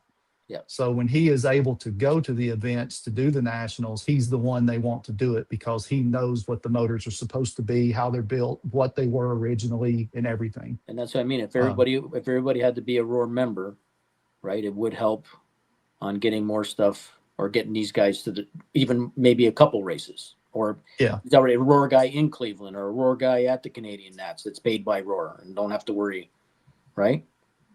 Yeah, but at that point, it has to be a Roar sanctioned event too, unless, um, if Canadian Nats wanted to end up being a Roar sanctioned, a level, well, I mean, I guess now they actually have a Roar Canadian Nats this year for off road. I guess you could do that for a touring car as well. But then it would require everybody being a Roar member and all of that stuff as well to be able to do that. And I for just what miss those, I just miss the what days if I was a little kid, right? And I used to get my magazine, my Roar magazine in, and all those good old days. You know what I mean? That's what I mean. I'm old, and I the think Rev Up magazines. yeah, in the Yeah. '80s, was the '80s, '90s? It was John Thawley. Were you? You weren't even around then, were you? Do you remember John Thawley? I was. If Okay, you can see I had my 50th Oh yeah, birthday you're the only other 4 day, years because younger. Yeah. I've got the banner hanging up Now behind me still that wasn't he the Roar they bought. president? I remember going He to was race in for Michigan. he was for a long time. And he came and announced and all this other kind of stuff for all these races I Yeah. went to. Yeah. Okay. And that's one of the things that Roar's done now, that basically if you're going to a race to be on the RMT, the Mhm. Roar management team, you're going there to work. You're not going for a vacation. And Yeah. that's also something that IFMAR changed when we took over in 23. Okay. Is used to there's a joke about the IFMAR vacation club. They only chose these nice areas so the IFMAR got a vacation. And the previous president was very bad about that. Very Okay. bad. And now we changed that. That was one of the first things that got changed, was if IFMAR's paying you to go to a Worlds, You're working? you're going to work. You ain't going just to walk around and kiss babies and shake hands. You're going to actually do a job. You're going to be a referee. You're going to help in Yeah. tech. You're going to actually do something all day while you're there. So there is no more vacation club. That's a myth. It probably was true before our time, but now it's not. And that's something that Roar's done too. If Roar is sending a person to the race, they have a job to do when they get there. Well, that's what I mean. It's all that type of thing. It doesn't matter, right? You hear the people that hate Roar or this or that or whatever, but you need a governing body. You need right? It's like when the referees step on the ice, you boo them, of course, when he's skating around, right? You're supposed to Yeah. hate the refs, just like you're supposed to hate Roar, but it's awesome that they have rules, and it's nice to have rules. I mean, there would be no rules without Roar. Oh, yeah, that's what I mean. Yeah. There would be nothing would be legal. It'd be the Wild Wild West. But Yeah. too many people would say they'd rather it be the Wild Wild West. But most of those people are just, They think that until it actually yes. happens. Yeah. Yeah. Comments coming in here, Stoner. Only if everyone who left the hobby and came back to it brought one new friend with them, the hobby would be huge. Yes, sir, it would be. Yeah. Perez says, as the track owner, does having the track open multiple days out of the week more beneficial than having it open a few days out of the month so people don't get burnt out? So how often are you open, EA? We're open on Wednesday night from 4 to 10, and then Saturday and Sunday.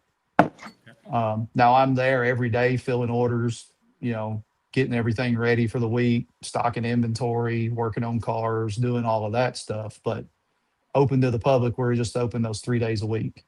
Now, on that token, if I was in a position like if my building was in a place that was in the public eye, where Mhm. people would be walking to go to Best Buy and they'd be like, "Oh, Mom, look, what's that? There's an RC car. Let's go in there." Then I would be open more. But being as we're in more of a industrial area, we Mhm. don't get the walk-in clientele, so it doesn't really do any good to try and air condition 23,000 square feet, 7 days a week, hoping somebody comes in and wants to see what an RC car is. So Now, that's why we've only been open those 3 days, and people know when we're open. now, how do you deal with that customer? I mean, racer or whatever that's upset that, well, I'd be there on Thursdays. That's my day off, and you're not open. Thanks. What do you say to the guy? I mean, for a set dollar amount, we can be open for him if he wants to pay it for a private testing session. I told somebody this the other day. For $500 a day, we can make private testing sessions happen. Yeah. But to cool that type of building in the summer, I mean, it costs a couple $100 a day. That's Yeah. basically what it is. No, And- we get that a lot down here with Mike opening up the Rose City track, right? You just hear stuff, right? Or he made an oval Yeah. on Monday, and now some guy. It keeps there's money coming in with some oval guys, and then you get some other guys. Oh, great! You know what I mean? That's the day I was practicing road course. Now you made it oval, and I'm like, really? I mean, if they popped up this week and the oval guy said, "Hey, we want to race on Thursday nights, or we Mhm. want to race on Friday nights every week," I'm like, okay, well, this is what it costs for me to be able to open. If enough of y'all will show up to cover that, then okay, let's talk about it. There Let's you have go, a Max. conversation. That's the difference right there, right? Mm. That is, buddy. What else you got? Dimitri Kondax asks, are there any bucket list races on EA's list?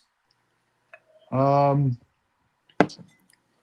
would still like to go. I've been to Japan for the Nitro Worlds, just as a few years ago. But I would like to go race.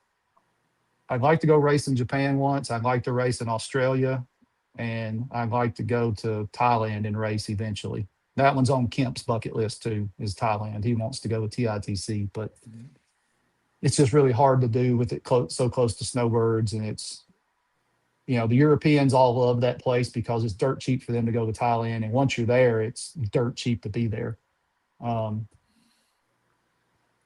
For us in the US, it's pretty expensive to get to Thailand, but it is still dirt cheap when you're there. I've been to China and raced once. And honestly, that me and Kevin Bear went to AOC race there in 2015. That was a carpet race, right? Yeah, I at went Rick Wang's track, and that was one of the best times I've had on a trip, having an RC race. Me and Kevin had quite a bit of fun, along with, Paul went, Eric Epp went, Rick Howard went, Randy Castor went. We kind of all got together, and me and Kevin went 4 or 5 days before everybody else and went all around, Beijing and Shanghai and everything. The rest of them kind of came later, and it was a good thing. And it ended on Saturday, and we went to the F1 race on Sunday Oh, very at cool. the Shanghai Grand Prix. That's sick. What's the next one, Maxie? Yeah. Dimitri here, another one. EA mentioned he still practices a lot. If he could improve something in his driving, what could it be? For example, I didn't struggle under X conditions. I need to work on Y. That's the technical Dimitri I know. That's the engineer Dimitri I know. To asking me what I need to focus on. Yeah, if he could improve something in his driving, what would it be? For a long time, myself, I would go out and run, and I would only do 2-minute practice runs, 2.5, 3-minute practice runs. And then I would be like, I'm tired of this, and I'd go back. Now it's pretty much, if I go out, I'm going out with a 5-minute practice run. I'm setting a timer on my radio, and I'm going to run a full 5 minutes and see how the car is from start to finish. And what I need to improve on, that helped a lot. When I went to Europe, that was something that I noticed over the years before even Kemp started racing, that they do over there. They don't go out and make a 2-minute practice run. It's 5 minutes. They're doing whatever the race length is. If it's 12 scale, they're running 8 minutes. They're running a full run. So I started doing that. But the one thing I need to do better on is taking notes. I try to keep it all in my head, and it just gets jumbled up and everything. I'm not a very good note taker, and that's something Kemp is very good at, is taking notes. He keeps a notebook. And if you go to Europe and paying attention to the ETS guys, they have a notebook beside them that is every run on the track, track temperature, if the wind's out, if it's cloudy, if it's sunny, what they changed, what the result was. And then they already start their next note of what they're going to change for the next run. Some of them you can pick up and they're in English and you can see what they say, and others you can't read. So.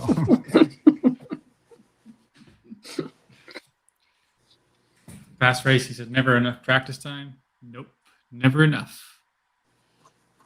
Dimitri says, thank you. Yes, sir. Anything for Dimitri. Nicest guy in RC. If we had more Dimitris around, we'd have way more racers around. Yes.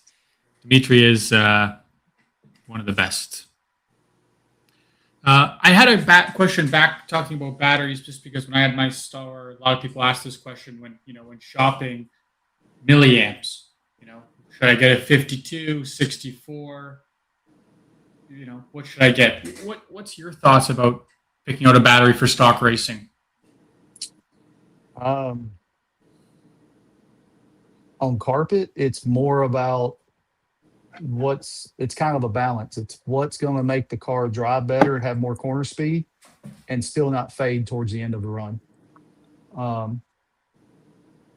Back when me and Kemp first switched to Awesomatics, it was known as everybody was known as the big stick gang, because they all ran like 8,000 milliamp batteries on carpet.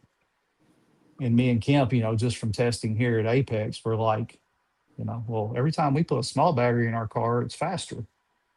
And, we kind of got laughed at when we first started running Awesomatics. And that's the truth. I mean, a lot of people did laugh at us because we showed up at Cleveland and we're running small batteries. And Kemp TQ'd one super stock touring car. And people kind of a few people started listening and changing back then, others didn't. And eventually, now I'm not saying we were the pioneers of running smaller batteries on carpet by any means, but we were laughed at first when we started doing it. And to me, it's just a balance. Some classes still require a little bit bigger battery, especially if you're running like 17.5 touring car, which really nobody runs anymore. You have to run a little bit bigger battery because of the amp draw. But for what we normally race now, a smaller battery is fine. Even in 25.5, a lot of guys wanted to run a bigger battery when it first started, got popular. But now, as people have realized, a smaller battery is going to be more corner speed and whatnot. I mean, obviously, if you put a shorty in, then you do, the IR is so much higher on a shorty battery than a good 5400 or 5200 that you do lose some then. But is that why nobody really runs a shorty in stock? I've just never even seen the anybody try. The voltage curve is not very good on the shorties, and the IR is nowhere near as good as a longer battery. Okay. There's just not as much surface area in the battery to keep the IR down and the voltage up. So if someone was coming in, what's your battery recommendation for like the big classes, 25.5 and 21.5 per se? Pretty much the 5400 is what I tell everybody to get one of those and run that, because, even Max and the Europeans were a little hesitant about this over the years that I've been over there, and Max has been running our batteries. I always try and get him to at least try smaller battery compared to the 8400s. And at ETS, he surprised me. He messaged me Saturday and goes, "Hey, Daniel Heiss almost TQ'd the stock class, which is 21.5, with the fixed over there. It's 21.5 fixed gear ratio, fixed timing, with an RPM limiter, 19,000 RPM limiter, I think. And he almost TQ'd Appledorn with a 5,400. And I was like, holy crap. I'm like, okay. Most everybody was running a 6,400, which 2 years ago, they were all running 8,400s. So I think over the batteries have improved enough now. He said that coming out at the end of the run, that the 6,400 come off at 7.90 and the 5,400 come off at 7.90. He said, so, everything being the same, you're going to have more corner speed with a smaller battery. And that's what, sometimes it's trial and error. If the track doesn't have any grip, sometimes a bigger battery is faster. But if the track has a lot of grip, then the smaller battery is typically going to give you more corner speed, less tire wear. Asphalt, your tires are going to get hot less. They're not going to heat up as quick and start pushing or whatnot. So it's kind of a balance game, but it's not really a good answer. But typically, I start with a smaller battery everywhere I go. Got a question here from one of our local games, Chris Robin and his son Hunter Robin. They've been putting a lot of practice in. Hunter's young; he's only 9 or 10 years old. 11. 11. Yep. 11. So they're asking any advice for a young driver who has made the move to 21.5 from previously ran VTA and 25.5. What's advice do you got for a younger driver looking to go a little quicker on the track? Go back to what I said earlier about taking notes. When you go out to run, kind of try to do the same thing every time. Keep up with how long you sauce your tires, make sure your ride height is consistent. But take notes of what you change and what it does on the track, because down the road, if you're in a position or situation where you need to make a change for Q3, but you're not sure what you want to change, you can go back to your notes and go, okay, well, last time I ran, I changed this and this is what it did. So it can kind of keep it in your mind of what it is, because when you're trying to think about it, you won't remember all the little details. At least not when you're my age, you won't. If you're being 11, you might remember all the details, but keeping good notes is really, really important, and making sure you do everything the same every time. If you make a change and then you sauce your tires for 15 minutes instead of 5, or you do 5 instead of 15, that's a huge difference in what the car is going to do on the track. So you need to try and keep your conditions the same when you make a change, to make sure it's that the change is what you feel, and not because you sauced your tires longer or because you also swap bodies or something like that. But if you write those notes on paper in a notebook, keep them, you have them forever. You can always go back and see what you changed and what it did on the track for you. And then just, practice, doing longer practice runs, like club racing and stuff. It helps with your consistency over a 5-minute run. And it also just, what the car is going to do over 5 minutes as well. Because I've had cars that you go out and run 2-minute practice runs, and they're amazing. And then the last 3 minutes, you can't drive them, or they're slow as crap. And you don't know that unless you're making 5-minute runs in practice. Sometimes at big races, obviously that's hard when it's open practice and you're doing 3-minute runs. But for club racing and stuff, it's pretty easy to be able to do that kind of stuff.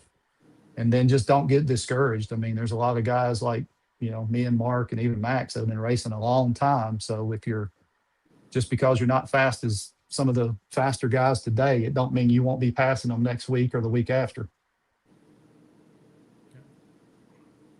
Some good advice there. Tim Perez says 21.5, he runs 64.66. So almost right in line with what Eric says.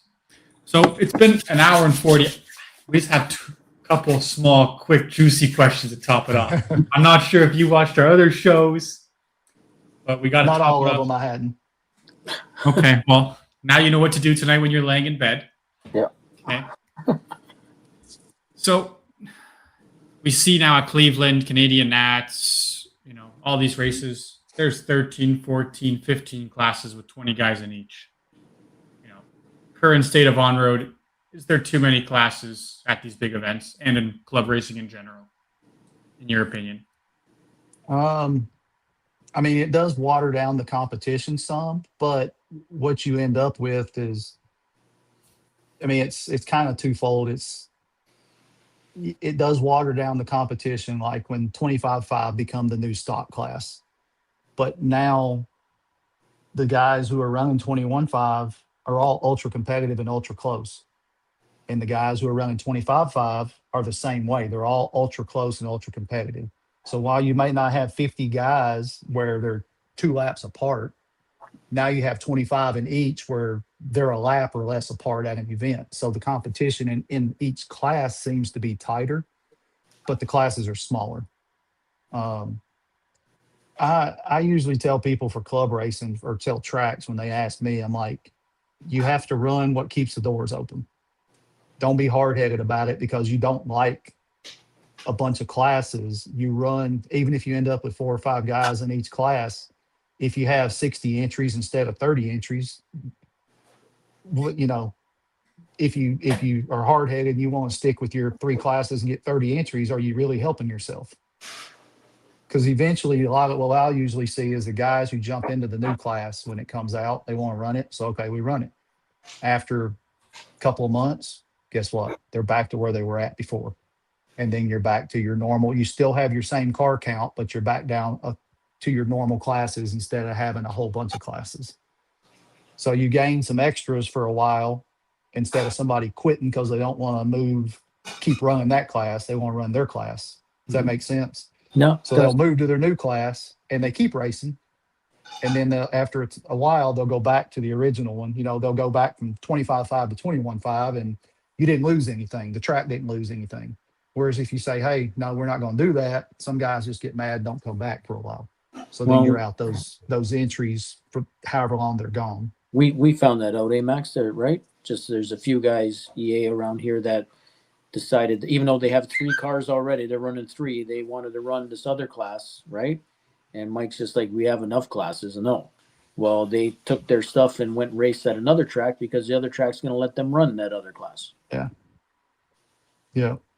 So sometimes it's the old saying, you know, you can't see the trees for the forest or can't see the forest for the tree, whatever the saying is. I always Yeah. get it mixed up, get it backwards. But sometimes you just have to goes back to racers are their own worst enemy, but sometimes you just have to let them do what they want to do to an extent and figure out, man, this isn't as fun as I thought it was going to be. And then they come back to what they started with.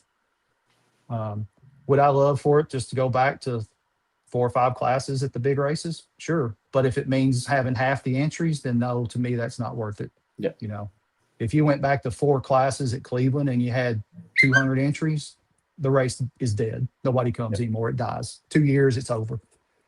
The way I look If you at would it go too back to 4 entries, 4 classes, and you have 600 entries, okay, it's the right move. But I don't see that no. being what happens anymore. And you're right. If some Unfortunately. guy likes that one class and still has 3 other cars, but likes that one class, and you don't offer that, well, all of a sudden he's not going to that big race because you don't have that class. You know, whether it's Yeah. TRF1, whatever their favorite one. But I'm always like, well, you have 2 other cars, run the other ones. No, Yeah. that one's my favorite. Yeah, I mean, while it does suck looking at classes and you see 20, 21, 22 people in a class, to those guys that ran that class, Love it. did Right? they really care how many were in it? Probably not. No. You know, they still went to the race, supported the race, gave the race their money and enjoyed their time there. Yeah. You know, it kind of is what it is at that point. I mean, ETS has what, 7 classes, 6 classes? Well, they have F1, front wheel drive, 25, 6 classes. And, you know, there's 350 to 400 entries there, every one. They cut it off. I mean, there's usually 50 or 60 people on a wait list that don't get in. Yeah. Yeah. What's your next one, Maxie? Do you think you being the motor guy, do you think our classes are too fast right now? You know, like I would say we don't really have a concrete entry level class. 21.5 is quick now. 25.5 now got quicker this past year. Do you think it's too fast, RC, right now? We're the only country in the world that wants to keep going slower. But do you think that's because our track sizes are significantly smaller? Part of that, I would say, and part of that also is some of our tracks are not newer racer friendly. You know, there's not a lot of tracks that use all curbs. A a lot of hard walls, and it's harder for newer people to get around those. The slower you go, the less you break on those types of tracks. Um, Again, it goes back to whatever's going to keep people coming to the track is kind of what you have to go with. But I will say that like ETS is probably the most popular series in the world currently with the entries they get and the following they have and all of that. Their 17.5 Pro Stock class is not any faster than our 21.5. Straightaway speed is probably slower. Their 21.5 class, which is what they run for stock and masters, Mhm. it has more punch than 25.5 touring car here does, but it's not any faster down the straightaway. So while they only, so that's what the ETS uses. Their normal rule for like Euros is 13.5 is their stock class, 13.5 touring car. But most of their other big events that they have over there run under ETS rules. Club races, a lot of them run under ETS type rules with the speedo and the motors and stuff like that. Not all of them, but there's a good majority of them that do.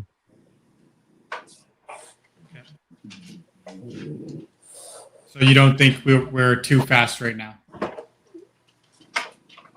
I mean,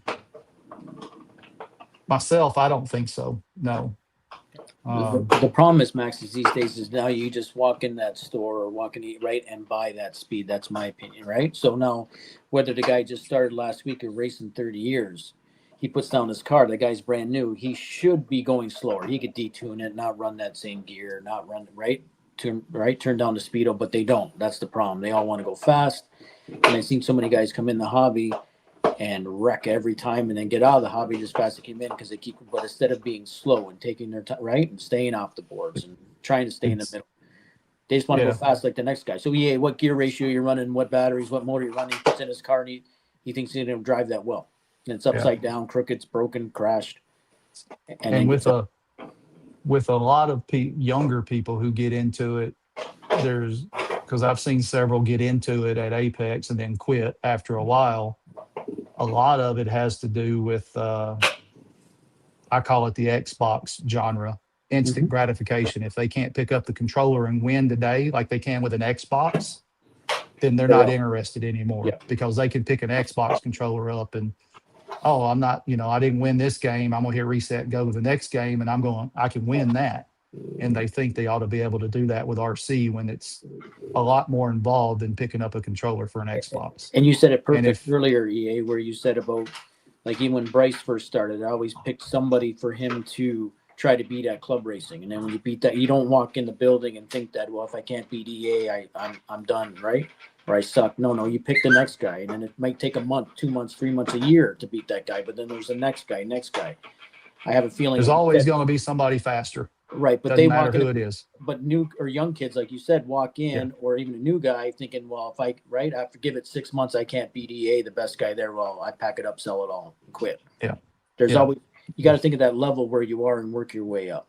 Yeah, that's what it's instant gratification. If I can't pick it up and do it, today or tomorrow, then we talk about that, Max, even going to Cleveland, right? The first time somebody goes from this area or whatever, and they're like, oh, I was in the C main, man, it's brutal, right? I said, yeah, next year hopefully you make the B main.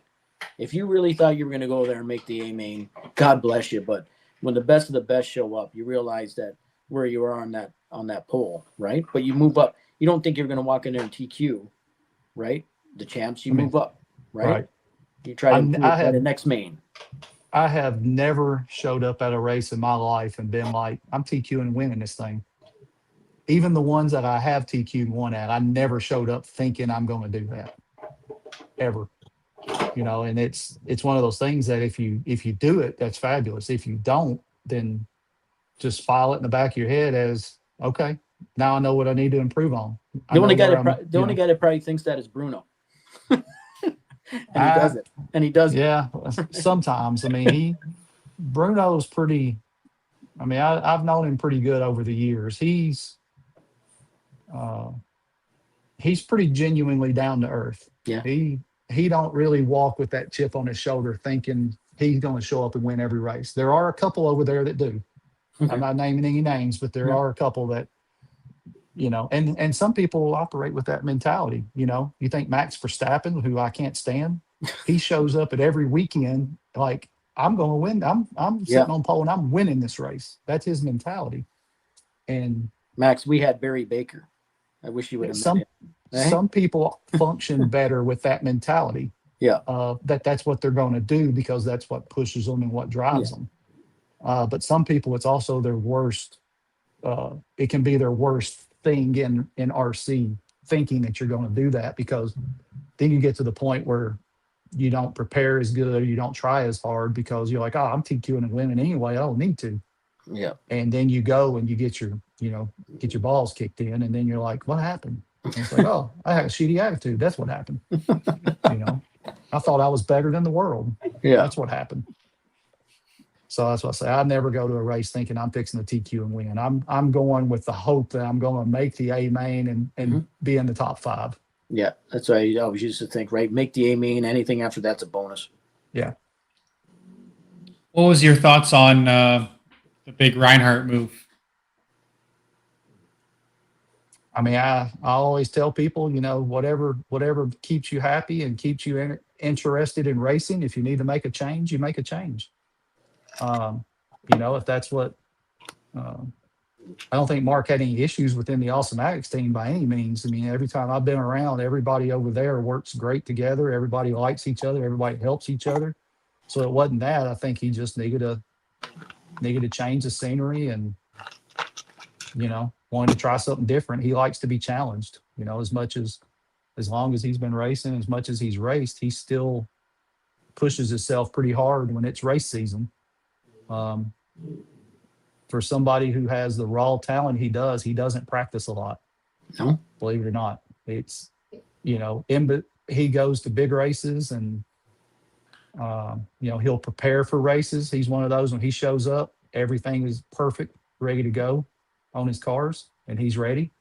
But he doesn't spend a whole lot of time testing at the track before events typically.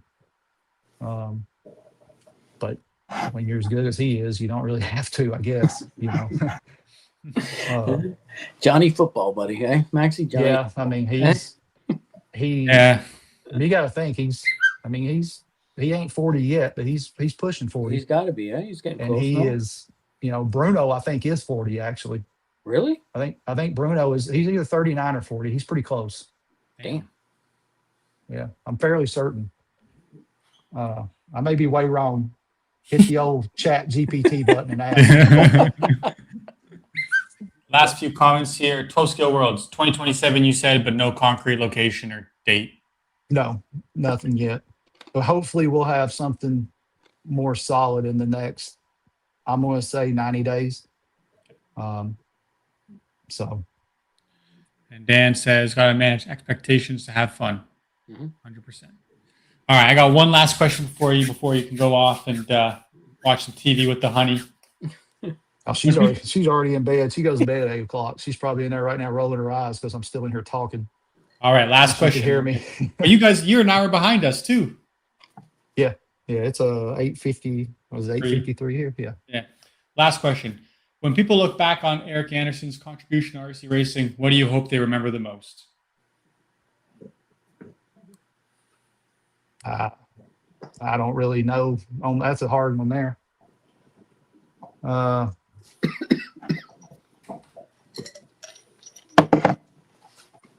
I helped more people than I pissed off, maybe. Or throwing underwear at. I usually always have the, like most people say, rest in bitch face. But if people, I don't usually go out of my way to talk to people I don't know. Unfortunately, that's not really an attribute I've ever had. I'm not that outgoing most of the time. So you can see where Kemp gets it, because Kemp, when he started RC racing, he wouldn't even say hi to somebody. If somebody said hi to him, he would run and hide in the closet. So RC racing has turned him around. But hopefully, if people come talk to me, I'm always more than willing to talk. Unless somebody's stuck their crappy underwear to my wall in the bathroom, then you might want to wait a few minutes. But,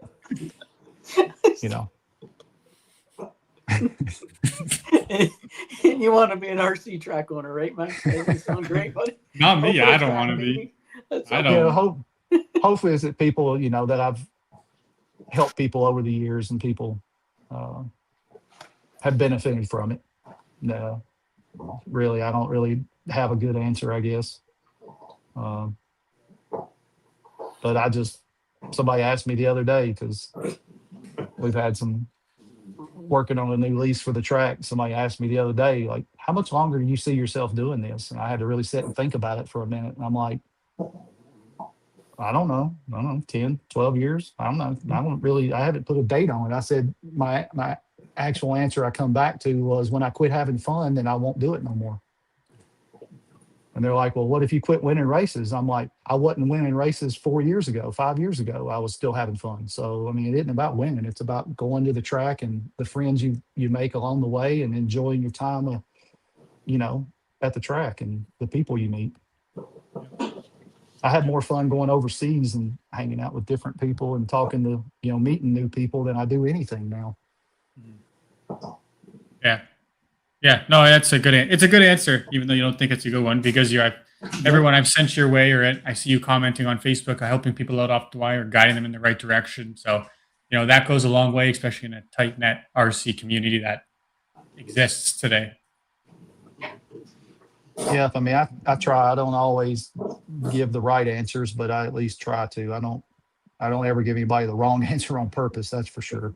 But I try and help people when they ask for it, and I try and help people when they don't ask for it too. Especially if it's somebody I know. Like I said, I go back to, if I don't know somebody, I don't usually try and really stick my nose in their business unless I can see they're having a really, really bad time at the track. And if it's something I can just look over the car really quick and give them a few pointers of what's wrong, I will. But, typically I don't butt into people's business too much. If they ask for it, I obviously do. And that's something that we could probably all do better, is if you see somebody struggling, just go over and go, hey man, you need some help? Let me look at your car and see if I can help you out. And sometimes, you might get that one guy who's like, I don't need your help. But then again, you may make the guy's day that was going home to sell all his crap and never come back. He may come back and, come back the next week and try again. You never know. 100%. The answer is yes, Chris. He'll be back. He said it was his most favorite race of his lifetime. He made money, Canadian Nats. You made money. You got a free bike. You had good poutine. You had Tim Hortons. I didn't eat poutine. I've tried it before and I don't like it. Sorry. Oh. I've tried it before. I just don't care for it. The Tim Hortons is good. They're actually building one just right around the corner from the track. So we'll have to come down in once again. So we have In-N-Out and at one direction, and Tim Hortons the other direction. There we go. Can't wait to make the trip back. So, thank you very much for coming on and spending 2 hours with us. It's been a pleasure, and we answered a lot of questions, and we have so many more to ask. So we'll have to get you back on sometime in the near future. And thank you very much. And thank you. Yes, sir. Hopefully we'll see a few people at the Hootie race in a couple of weeks, and then we have the VTA Nats, or Labor Day weekend this year, which we're actually changing it back to the Southern U.S. Nationals instead of the VTA Nats, because Rob King, who was the original creator of the VTA Nats, is kind of using the name for the scale VTA Nats at the Thunderdome in Chicago at Jim Dieter's track. So we're going to go back to our U.S. Southern Nationals name. Still be VTA, it's the focal point of the race, but it's Labor Day weekend, and then we'll have the Hootie Indoor Champs in January, and then the Carpet Nats in March. Yeah, nice. So can't wait a to big make year the trip this year. Can't wait. It's a great facility to go to, and I had a lot of fun last time and had some good chicken. Yeah, next time you're back, we'll have the track bigger. We didn't get it done for this race, but we hope to get it done before the Southern Nationals in September. Damn. Can't wait to see the photos. Yeah. All right. Have a great night. Thank you very much for coming on, my friend. Thank y'all. Thank you for all you do on the podcast. It's pretty, I'm sure there's more people out there it helps than you know. Thank you. Glad to hear. Thank you for that. Thank you. All right. Thanks. Have a good night. Have a good night. Too. All right. Bye. Well, thank you everyone for tuning in. 2 hours went by quickly again. No matter what to try. It's And going the to be problem cute, is, I have so many more questions that I'd like to you can ask, go on. but time flies. Yes, and especially with EA being where he is with IFMAR and Roar and everything else he's involved in, there's so many questions. You just don't know where to actually push either or ask that question that, you know what I mean? Just ask him. Just ask him. Yeah, right. Just That's ask why I him. asked him. That's why I asked him about the Roar thing. I don't know. That's just my opinion, but I think everybody should be a Roar member. You know what I mean? Yeah. Give them some money. Give, what is it, $40 or whatever? But every track, Yeah. no matter what it is, you got an RC track, you got to be a Roar member. It just helps. Yeah, it's an interesting conversation. There's no right answer. To me, I'm know a the Roar guys would be member. like, well, what do I get for my $40? Well, that's what I mean. Maybe there has to be somebody paid to make a website, and you get to go on, and you get asked questions or whatever, or stuff gets updated on it quicker, or right on the site. You know, running a race or a track, you can just go on there and check. Okay, is that motor up yet? Right? When is it due? Well, we got them in. We're working on them. You know what I mean? You know what? That's a great segue. I'm going to send Clayton Young a message. So if Clayton's Watching, I'm going to hit him up and see if we can get him on to talk about Roar. Not many people know about Roar on a local level, or if they're a local racer. So it would be good to have him come on. We have no actual tracks near us. there was one, Jaramonte's in Niagara on the Lake, right? But same thing. Yeah, but 10 minutes away from me, but it's weeds now. Oh, it's weeds now, yeah, but same type thing, Max. What happened is this summer, people go off-road racing. There was very few. Yeah. Right? Yeah. And they realized it burns up tires, man. Asphalt racing, that's when everyone, oh my God sakes, right? Doesn't matter what. TITC, I talked to Barrett. They went through 25 sets of tires for a week. Yeah, so it's like an off-road race. Oh, you like that one? Yeah, I said it. Okay. But all right, thank you very much for tuning in. Next week we got Drew Ellis, so that'll be a good one. We can get Drew going a little bit. I know he's watching these episodes, so we'll have some good questions for him. And he's still holding hostage my trophy from Roar Nats. That's all I'm going to say. I'll leave the joke for next week. Thank you, everybody. Have a good night. Peace out. Maxie. See you guys.